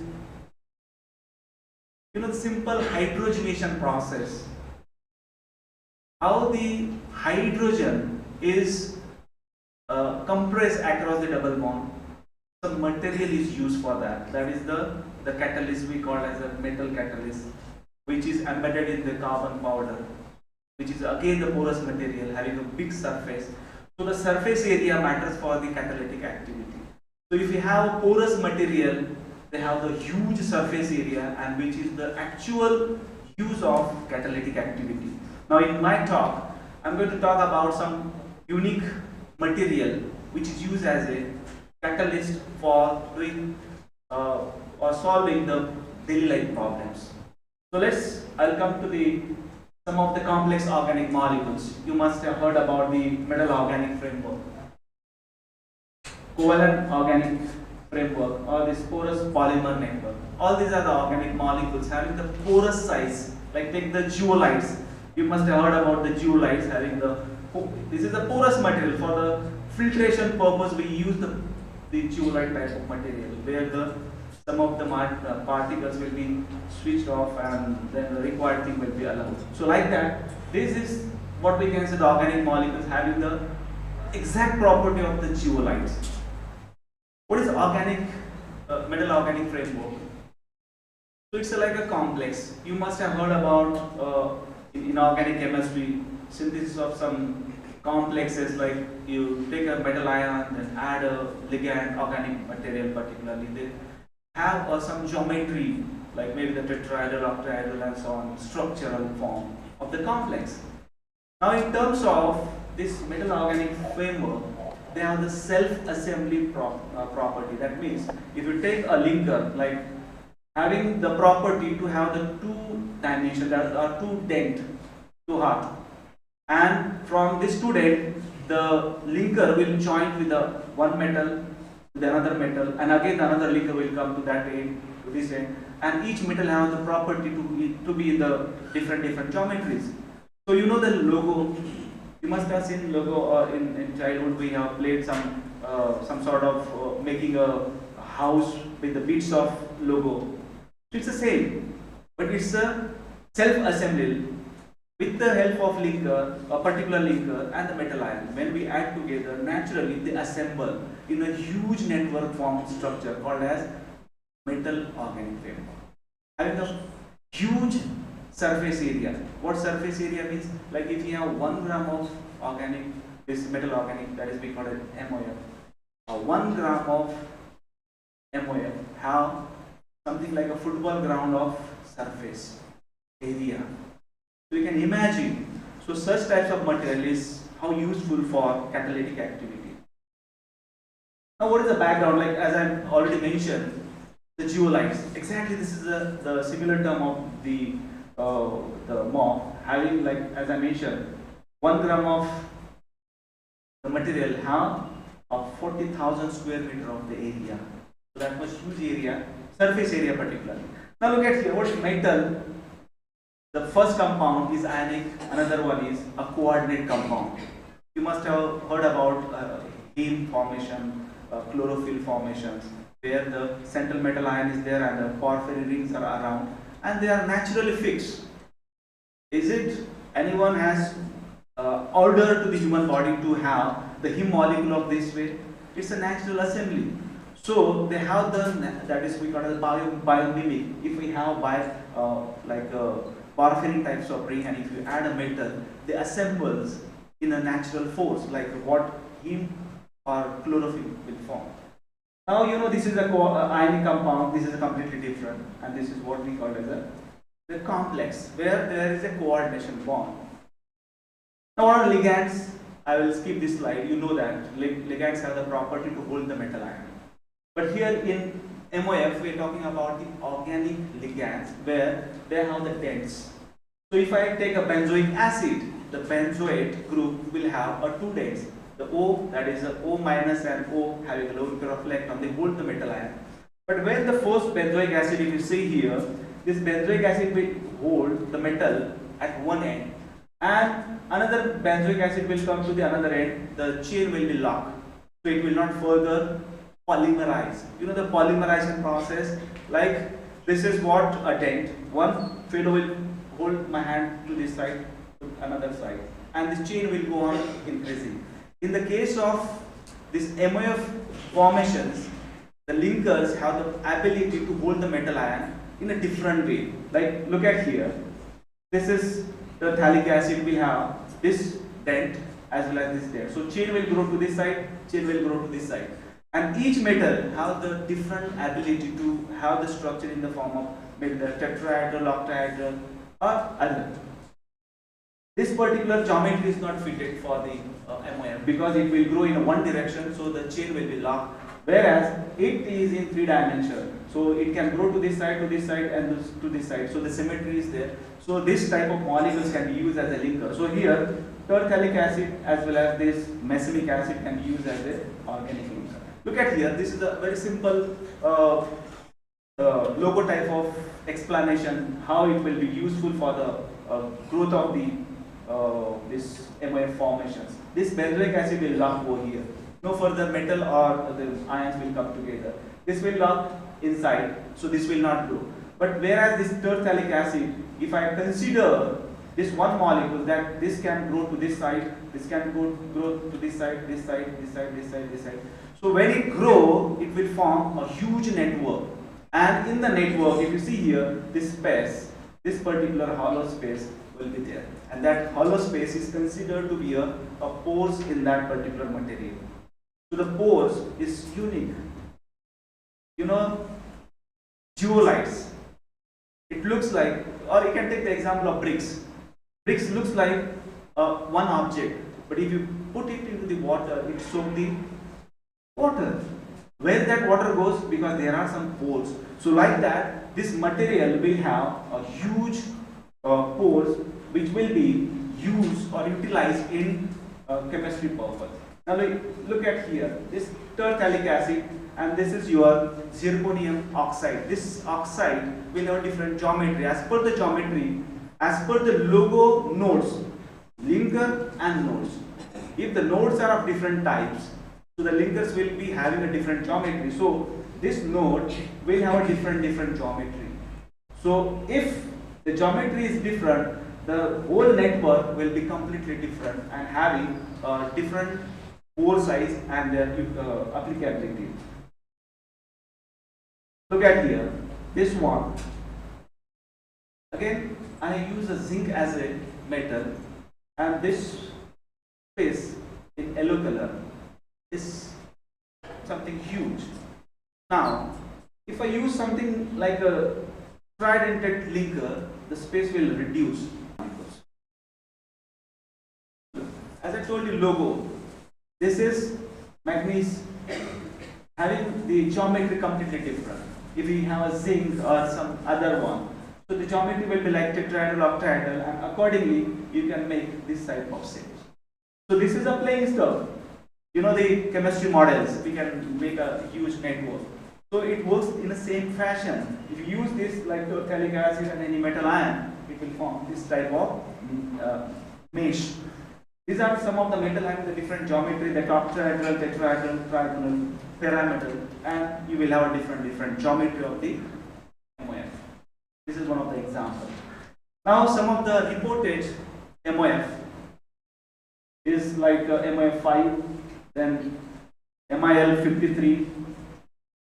Now as I mentioned, this pore size can be tuned by changing the your linker as well as the metal ion with the different geometry. We can have large pore size or the narrow pore size as it is required for the application point of view. Now if you see here, the tuning of the pore size with the linker, if I use here a different linker with the same metal ion, the pore size is completely different.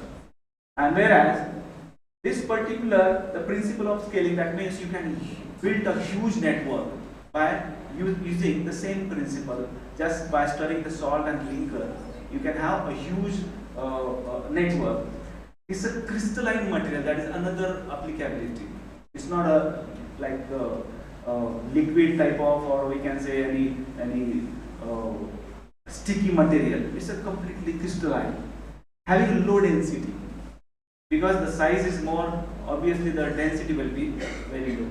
Now some of the reported MOF having a different pore size. Now what are the methods of synthesis? Very simple methods. Most popular methods is solvothermal method. You can use any solvent which is compatible.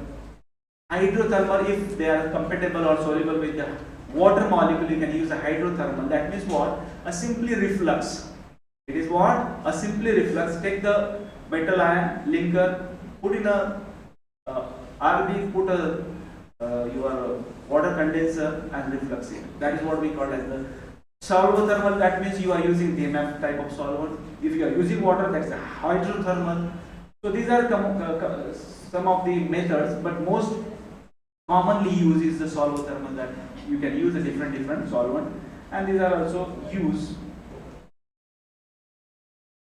How to characterize this material which is synthesized? Again, the crystalline property can be studied with the help of the X-ray diffraction. If the size of the pore you want to study, you can have the same technology. Then NMR also can study the properties of the metal ion. Then how much gas is absorbed, weight analysis is there, which gas can be absorbed on that material. Then thermal stability by using the TGA, FTIR, what are the functionalities present in the molecules, and differential scanning, including the melting point, boiling point, this thermal stability in short. Now, what are the functions of MIF? Now, this is interesting. If you see here, high surface, in the beginning only I mentioned. This structure, you know, this is a fullerene type of material which is a good conductor. So this high surface material can be acts as a like a graphene type of material and acts as a catalyst. So most of the MOF have the pore size. You can load the required metal ion which having the catalytic property in a nano level. Suppose you want to have a palladium. You know the palladium is so costly, platinum is so costly, it cannot use in a bulk.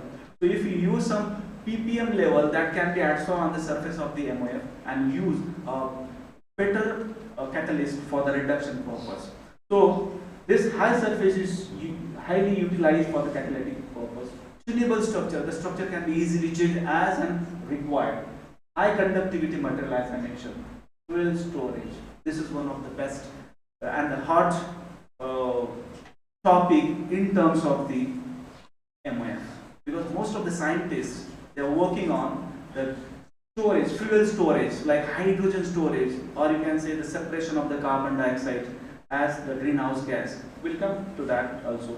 There are some biocatalyst applications, biomolecule retention, biosensor, proton production, conduction, and fissile synthesis, because it can be easily synthesized. High porosity, we know that. Now these are the applications. Now what is gas separation? What is gas separation? You know the sieve, चाय अगर पीना है हमें, what we do, we sieve it. We don't take that chai patti. So if you want oxygen only, you don't want carbon dioxide, nitrogen or other gas. Like in the pandemic, most of the these particularly mask in the market, like with some fancy name N95. What was the material they used? They used some nano material. Presently, because that time the work was going on, now the breathable MOF have been synthesized. That means if we have a MOF mask, that mask only allow the oxygen to come in, the carbon dioxide and the other gases will be filtered off. Because the pore size is tunable, and that tunable size will allow only the oxygen and not the carbon dioxide. That means most of the rumors was there when you use the mask, the oxygen saturation into the blood will be less, and it happened because people used to put 2-3 masks because of the scare with corona virus, and most of the people they have the low saturation of oxygen because of the mask.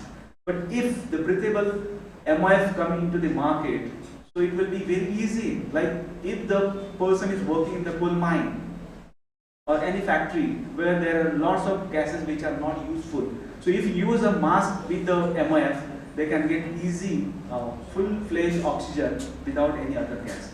So this separation of the gas is one of the best application of MOF. Gas storage. Now what is the gas storage? If you want to store like hydrogen or carbon dioxide, there is no any sophisticated material. Like take the example of hydrogen. Hydrogen, if you want to store, there are lots of conditions. So the assembly, are there, we can say the toughness of that particular container. Sometimes it may blast. You know, there was a first flight, Heisenberg's was exploded because of the hydrogen blast. The first flight was with the hydrogen fuel, but because of the leakage of the hydrogen gas, the whole Heisenberg's was blasted out and 35 people died. But if people work with the like hydrogen fuel type of thing, it's like playing with a hydrogen bomb. So this MOF have the solution, because MOF will not use the direct entry of like or the collection of the hydrogen. It is stored in certain form. Like take the example of Laprise, put into the water is soaked and it is inside. It is not like one unit. It is uniformly sprayed. So if you see the sensor, most of the electrical devices, I'm going to show you the slides. So these are the applications: drugs delivery, environmental remediations, then your cancer therapy, then catalytic activity, particularly photocatalytic activity, this energy storage. So all these are fascinating applications of this material. If you see here, in the pandemic particularly, we all were very much afraid about getting a hydrogen cylinder. Most of the people died because they won't get the on-time cylinder delivery. So they died. And then the people or government realized, no, we need to have more oxygen purification or oxygen concentrator. So they start building up the plant, and what they use here as a purifying device, a zeolite. They just take the air in and they filter off through some processes, and here the zeolite will filter off the other gases and they will give the entry to only oxygen. In the place of zeolite, we can easily place MOF to get the pure oxygen. How it is? Look at it in the diagram. If I have the MOF will have a pore size. Now this pore size will allow oxygen to enter, but nitrogen or other gases are bulkier than this, so they will be filtered off. So this is how the filter will be used in the purification of the, now as I mentioned, the breathable MOF. So this is one of the material which is used for filtering the oxygen, and no doubt in sooner time the mask with the MOF will be in the market. We know the carbon dioxide is one of the threat to the environment. Because already sir has given in the morning insight, after some days we will be threat because of this CO2. CO2 is good, no doubt. Because of CO2 we are here. You know that? If CO2 would not be there, our planet would be a cold planet. The greenhouse gas is what? You must have seen the green tent. The green tent will allow the radiation to come in, but they don't give the exit entry. So they remains inside, bouncy, and they maintain the temperature, and that concept is used for the vegetation. In Antarctica region, -°C temperature, but they have a good vegetation, vegetables they get because of the greenhouse. The whole planet is having an optimum temperature. If CO2 was not there, suppose, just imagine. The moment sun comes, you have a proper heat. Sun goes, you have a very chill atmosphere, and there vegetation or life would not be possible. So we should be thanked. But on the contrary, we are misusing it and exhausting more and more CO2 by some fancy thing or modernizations or industrializations. So because of that, definitely the globe temperature is rising and the glaciers is going to be melted, and that is another threat. So how to connect with this MOF? If you see here in the Western country, particularly in USA, the CO2 particularly is collected. How they collect? Whatever exhaust is there, they collect the CO2 by amine scrubbing. They have the plant like this. They put the CO2, they collect the CO2, they put it here, they purify it and they dump it. That is being called as carbon capture and storage. This is one of the latest concept. That means what? We are going to collect the CO2, whatever is exhausted, we're going to exhaust, collect it, purify it, and dump it into the underground. A lump is like you have to dig it and you have to put it into the liquid form, and it will be remains there forever. So this is being called as the carbon capture and storage. This is the expensive technique in USA, because collecting and throwing in India, can anybody think about it? वो तो पहले देखेगा चुपके से मेरा कुछ waste रहेगा डाल दे बाहर. So this is our tendency, but in foreign country they are very much particular. They check each and everything. So this is a costly affair. In fact, they are doing, look, 50 million tons of CO2 are currently stored geologically, okay, every year. But in India, it is not. In fact, today is not used this technique, but in future it might be. So the scrubbing of amines is another expensive affair. So in the place of that, we can place MIF. So this is how the carbon is captured and stored. So industrial collection, purification, and they dump it here in the underground. So they permanently stored underground. Now this is what the solution, that is what our MOF, which can be used as in the place of the amine scrubbing, the MOF, and it can separate the CO2, store the CO2, and it can be nothing but the relief for the CO2 pollution. So this is another MOF which can store 38.5 weight% of at particular 1 atmospheric pressure, is room temperature, pressure. Most of the time it requires high pressure, liquefaction of the gas. It is tremendous pressure is applied, but where in case of MOF we can curtail all expensive affairs. Now another important application of the MOF is the gas storage. The Maria is the first hydrogen fuel engine or car is used by our Minister of Road, Nitin Gadkari, Maria. So which car works on hydrogen by a Toyota company. Now the Toyota is forced to go for this hydrogen vehicles because they were got a ban on this vehicle in USA because of the exhaust. You know, in our country, if we go on a highway, we can find some of the vehicles, they are throwing such a huge smoke. आगे का vehicle भी नहीं दिखेगा हमें. Nobody bothers about it. But in USA, the car, the silencer was not in a proper shape. That's why they were penalized, and the Toyota was banned in USA. So they come up with the solution that no, we are so eco-friendly, we can use hydrogen as a fuel to safeguard the environment.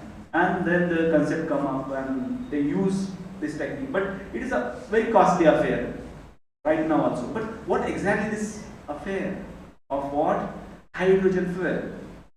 Hydrogen fuel, in the morning particles have said, put a hydrogen this side, oxygen to this side, electrolyte it, and then you will get the electrical current. And that current will be used to run your engine. Like EV motors, the electrical motor जो होता है, वो भी क्या करता है, battery में जो power store होता है, they run it and they work it. So exactly they use the same principle, but they give the name hydrogen as a hydrogen fuel cell. But the engine works on a electrical current only.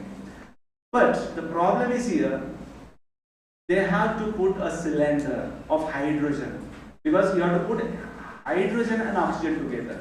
Now the MOF has the solution. MOF have a capacity to hold the hydrogen gas, and as and when it is required, it will be released. So this is the gas storage ability of the MOF, which gives, that is, storage of the hydrogen gas required a very fancy assembly because hydrogen gas is not easy to store. It is a very light gas and highly inflammable. So the container should be very tough, heavy. So the material will be that tough, that much tough.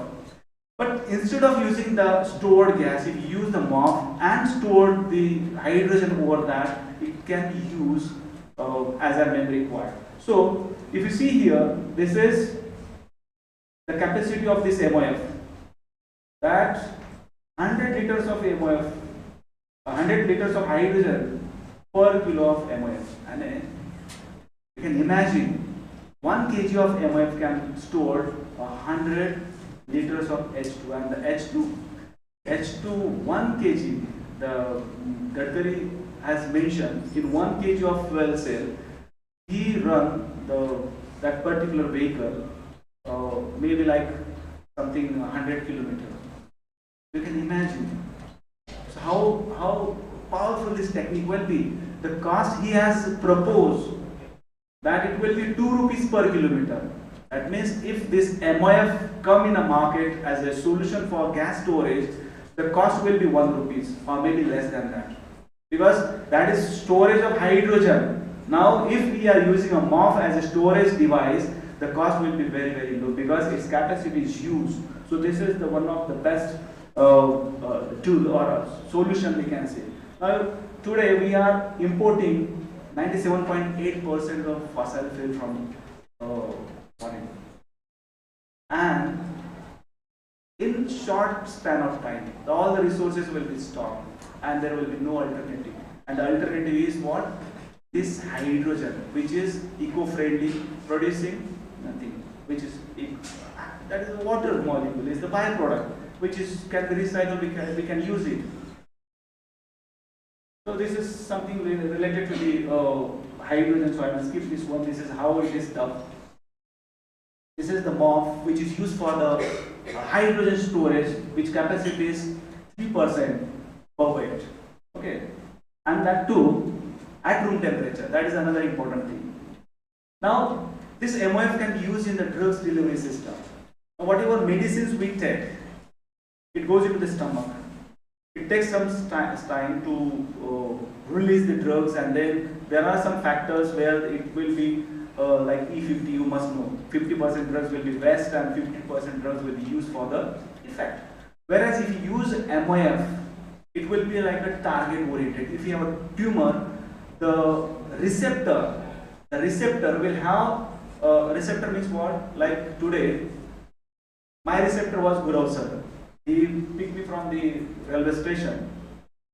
Actually, he know me that I am coming. So he recognized and he delivered to me here.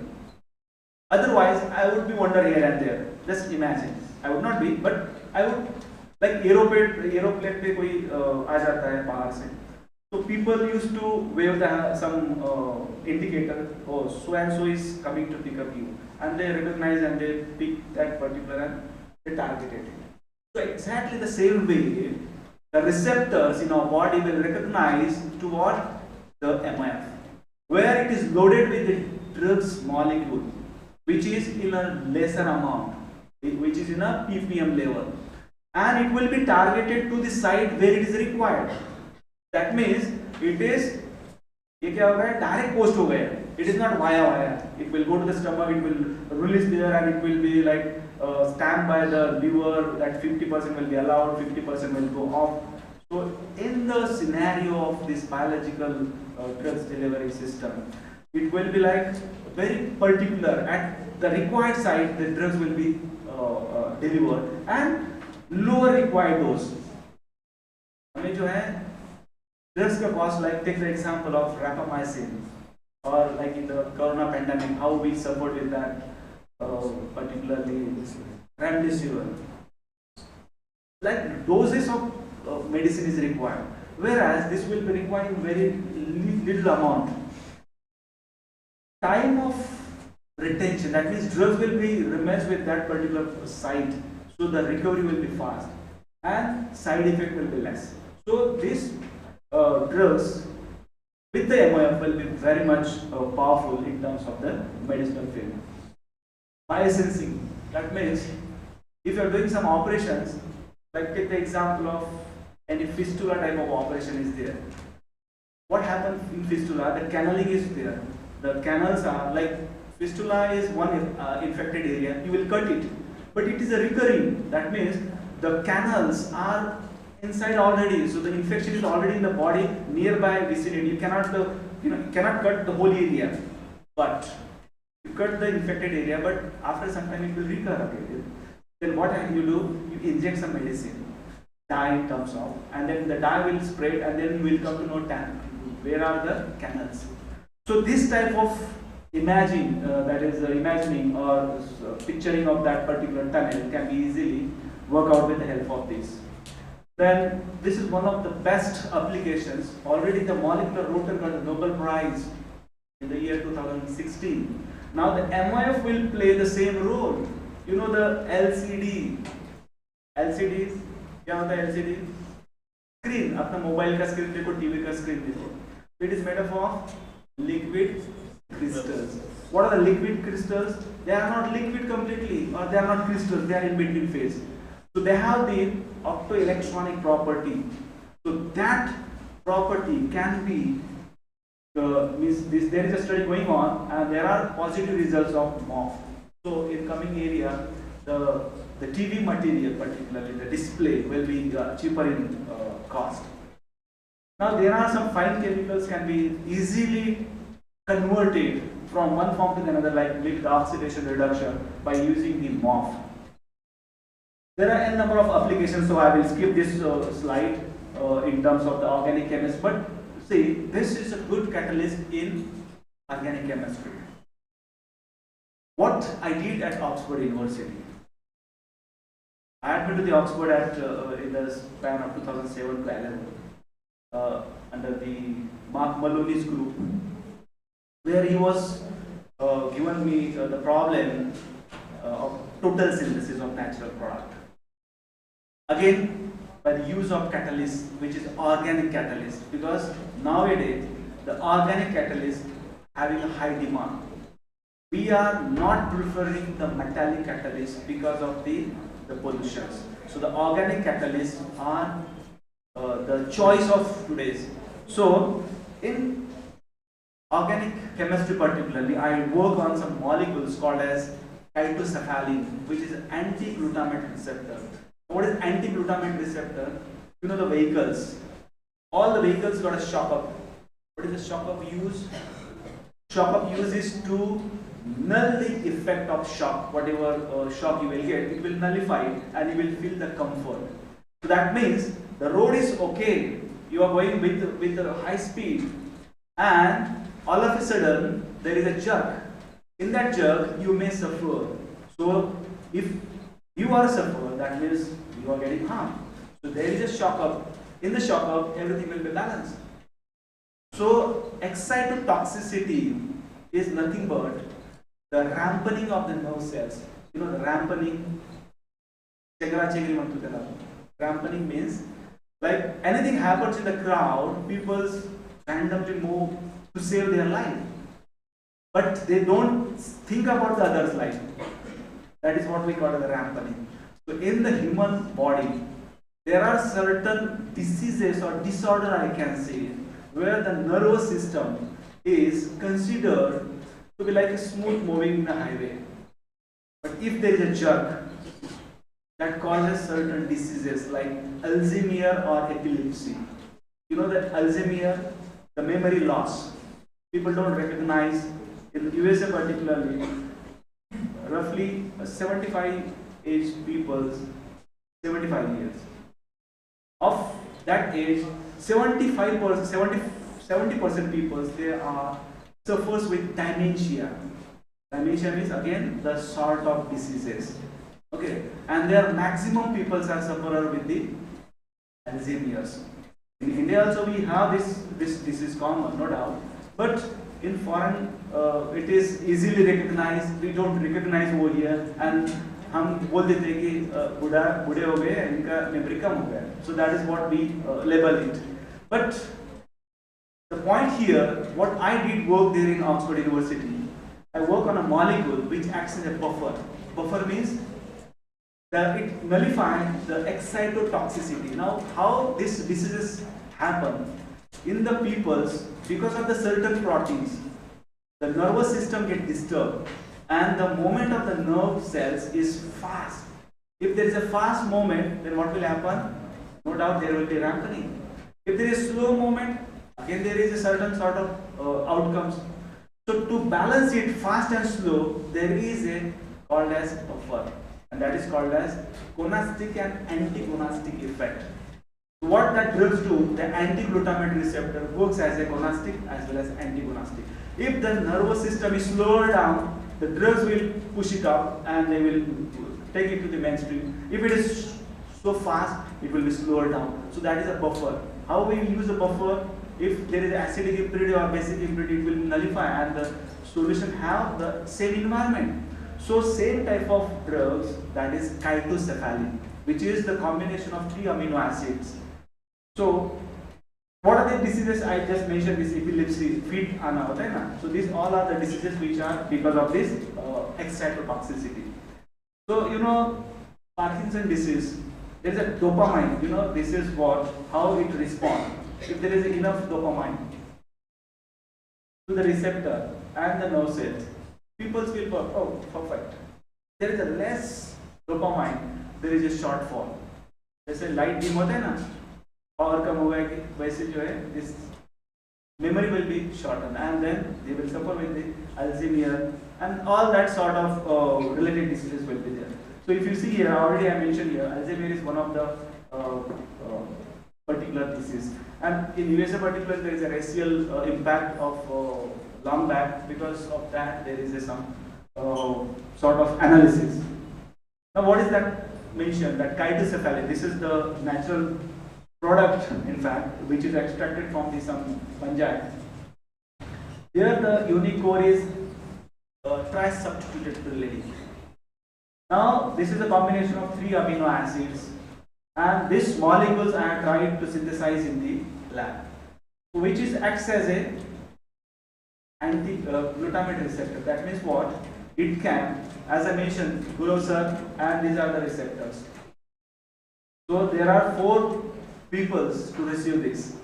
That means this receptor will take it to the required site. So that is what the meaning. Now just the review, I will just skip this one. So these are the scientists who have tracked this total synthesis. This is the target in front of me, and how this works. This is the molecule, starting material. where the organic catalyst as a Q9 was used as a chiral catalyst to lock this molecule at one end to get the proper geometry of this rearrangement, the Claisen rearrangement reactions. And I got a good yield. This is a set of reactions which will be like this carboxylic acid was like esterified, and then this allyl group was added, and there is a rearrangement to get this 2-2 substitution pattern. And then following this removal of this amide lactam type of carbonyl group to that means particularly sulfur to substitute it with the nucleophile. So this is common chemistry. Now the aim is to get this is the core of 2 to 5 substituted pyridine. So we did it, we published paper. This is some of the NOE study. But this molecule was not responding, that particular strategy was not responding in terms of the yield. Because when you are targeting a natural product, you need to have a good molecule, a good starting material in hand. Otherwise, up to the last stage, it is of no use to stuck up at one point. So this was not supporting. So what I did, I just switch over to the other product. Now, with the same molecules, same strategy, I did this, but it was stuck up with. So this is another molecule, another strategy. Oxime ether. You know this nucleophilic substitution. Normally, carbon acts as a bond, nitrogen acts as a nucleophile, carbon acts as a electrophile. This is a normal trend of chemistry. But in my case, carbon acts as a nucleophile, nitrogen acts as an electrophile. Got it?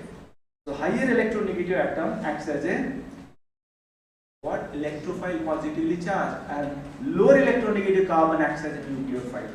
So I came across with this paper. What it says, this ether, the oxime ether, when targeted with this carbon, nitrogen as a nucleophile. Okay, look here. So carbon, nitrogen. So this nitrogen bond will form. This is a published paper. As a research student, what do you think? If I replace this nitrogen in the place of carbon, can it work? That was the click. Nitrogen is possible. Can it is possible with the carbon nitrogen? So this reference I took to get this target. Now I have synthesized this simple click chemistry, then Michael addition, oxidation, and then oxime ether. Okay. Now here, this carbon particularly is active methylene. If I treat it to the base, this carbon becomes nucleophile.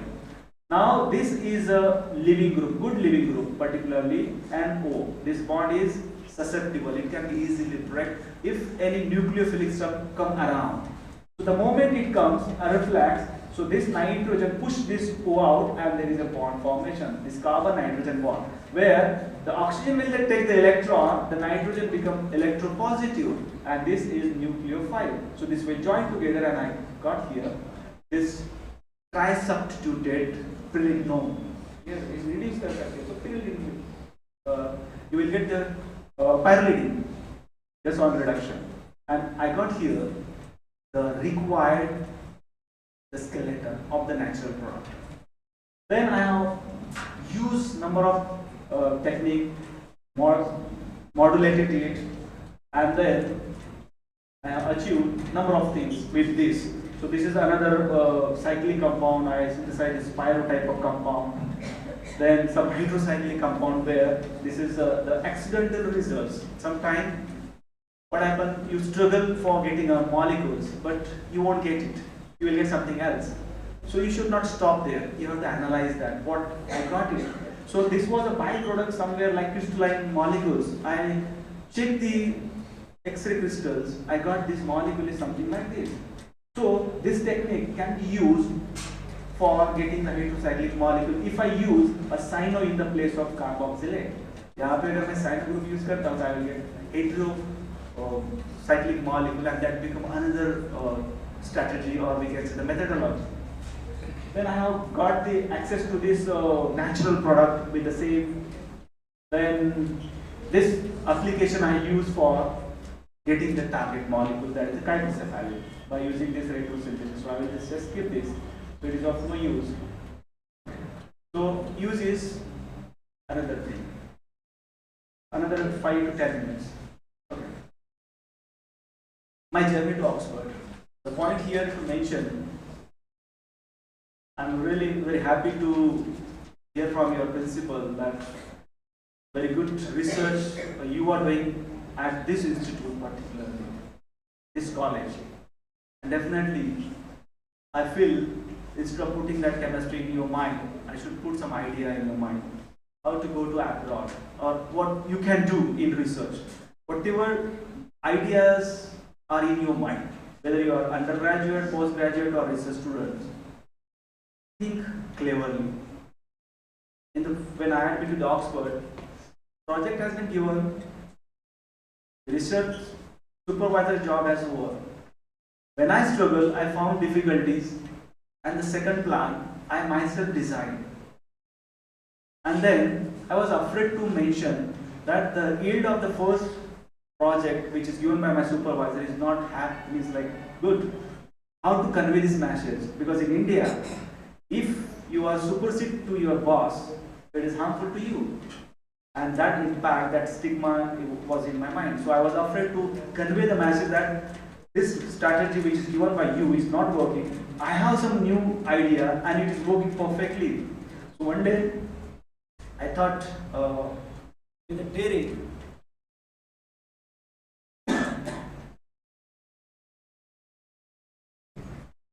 and I had been to my supervisor's cabin for discussions, and as usually he was asking what is the progress, and then I slowly said, sir, this yield is drastically troubling me.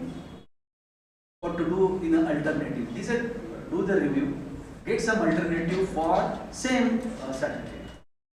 Then I said, sir, I have some other plan. Can I explain to you? Is it possible that I can have lab thing on paper? Huh?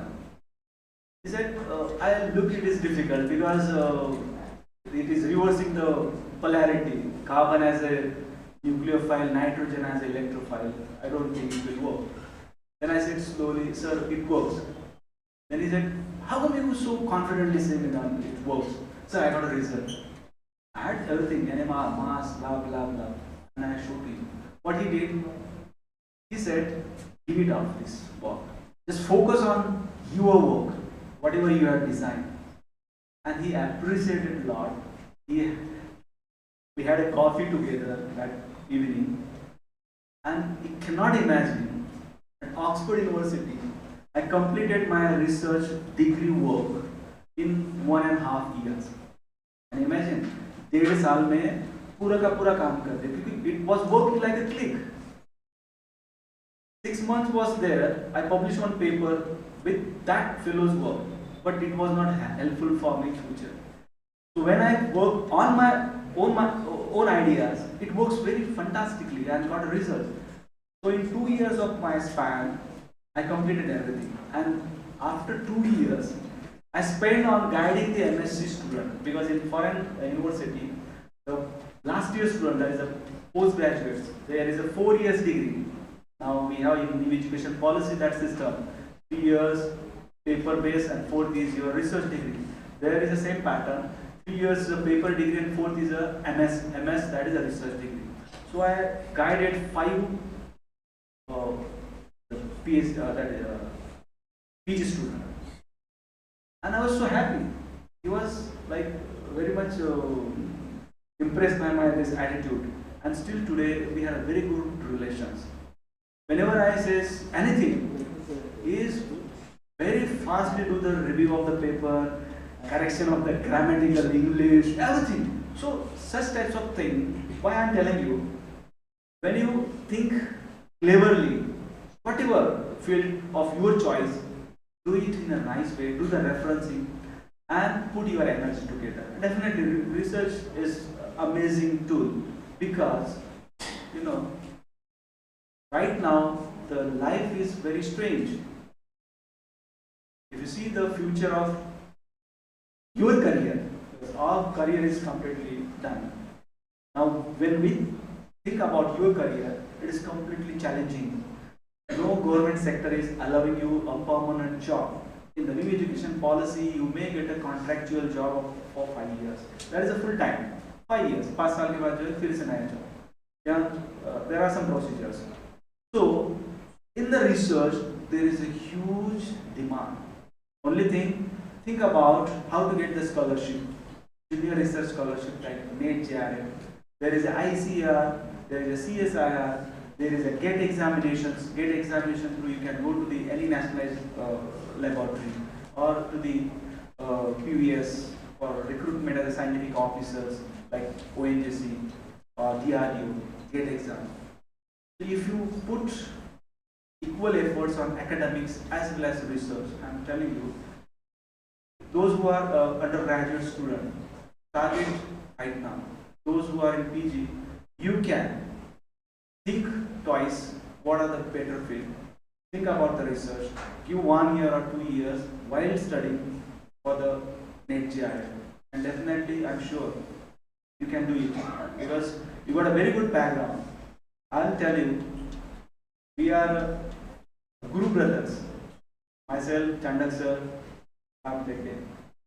we are from your my friends, Guru brothers from same institute. We have been guided very nicely by the teacher, and we cannot imagine. We have broke the records of the university. In the year 2001, I completed my PhD before, not PhD, sorry, MSc in 2001. While doing MSc, I had a plan that I should have all the eligibility exam in my hand. So in the year 2001, Feb, I had a SAT examinations. Got it? SAT exam. Immediately after NET with the JRF, GATE, ICR, that is ARS, Agriculture Research Service. I had what to do now? I have everything in my hand. So before getting my MSc results, I was recruited as a professor, lecturer that time in Shivaji Science College. I have to take the confidential result that time to go for the interview. The point I'm telling you here, I'm not telling exaggeration things over here. I had a plan that I'm in the graduation. Okay, I had a good marks. I was a merit in graduation. But when I had been to the post-graduation, first day I asked my senior, what are the opportunities after MSc? What is this NET and SAT examinations? I'm telling you, my senior scolded me like anything. पहला दिन है बोले, पहले दिन में net set के बारे में सोच रहे हैं, छाप दिया.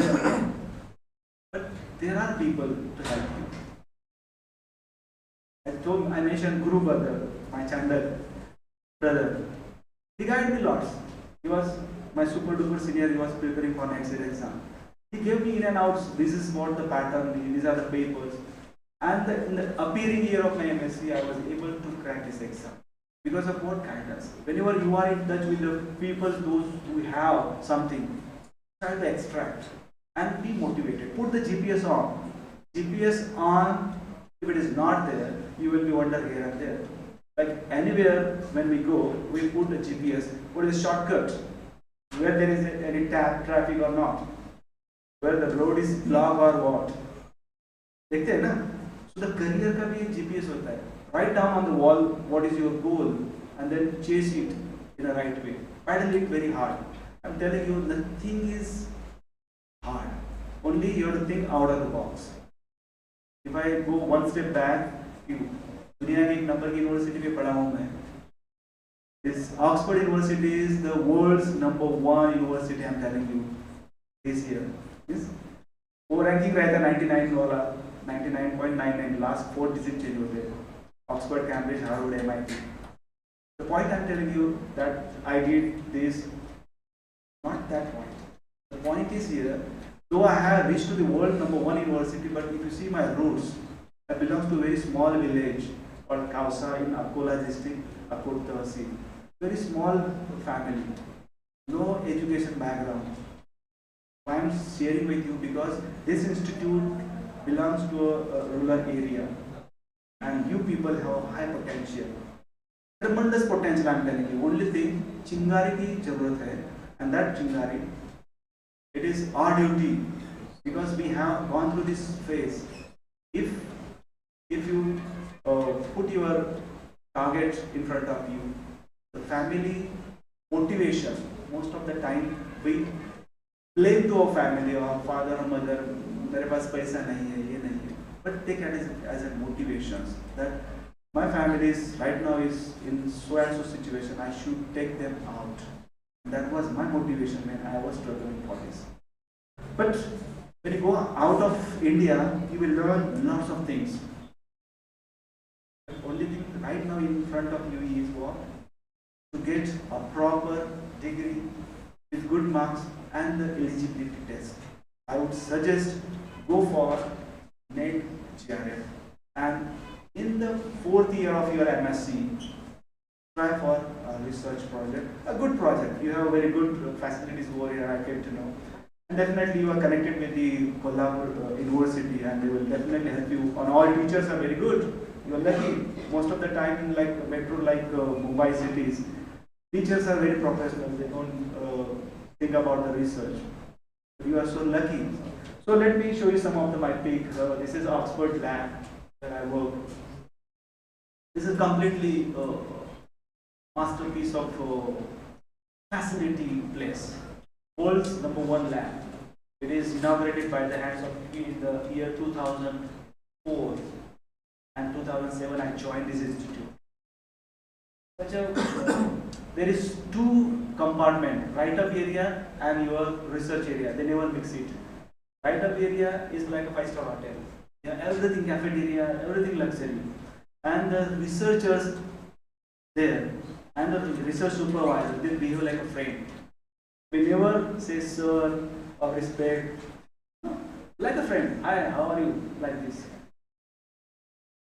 Is my boss, Mark Maloney, my group.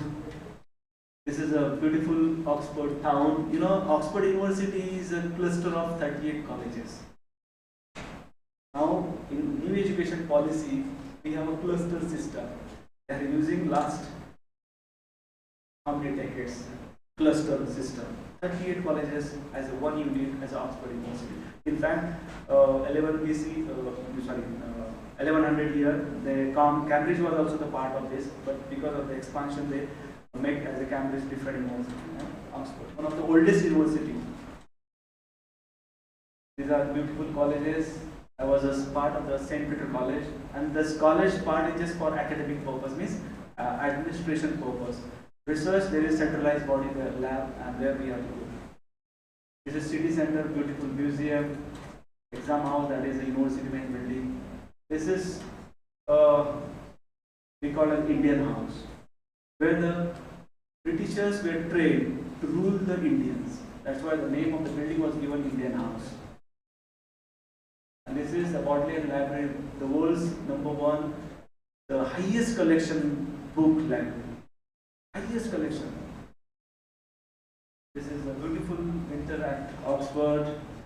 My friends enjoying English food and some of the scholarships where you can go to the abroad with these scholarships. There are number of scholarships in central government, state government, some corporate agencies like Tata, Mahindra, Reliance Foundations. They sponsor the higher study abroad. Even the foreign university, we have a tie-up with like Nehru Scholarship with the Cambridge University. Fulbright is there. Even my friend Chandak sir also had been one of the scholarship to USA. So you can try for this, and definitely you will be successful in your life. Thank you very much indeed. I have completed on time, I hope. Thank you to you as well as the institute, principal, management, and your sir, Arjunnagar sir, who have made me here. Otherwise, it won't be possible. Got it? So thank you very much to Arjunnagar sir. Thank you very much. Thank you very much, Professor Dr.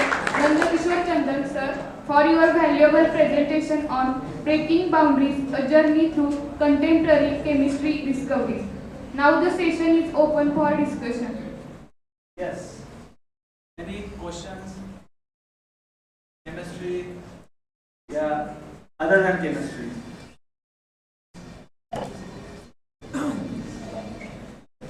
अरे भूख लागली आहे चला लवकर विचार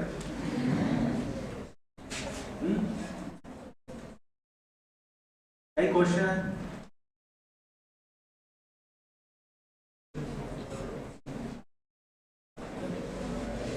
Okay, thank you very much. No questions.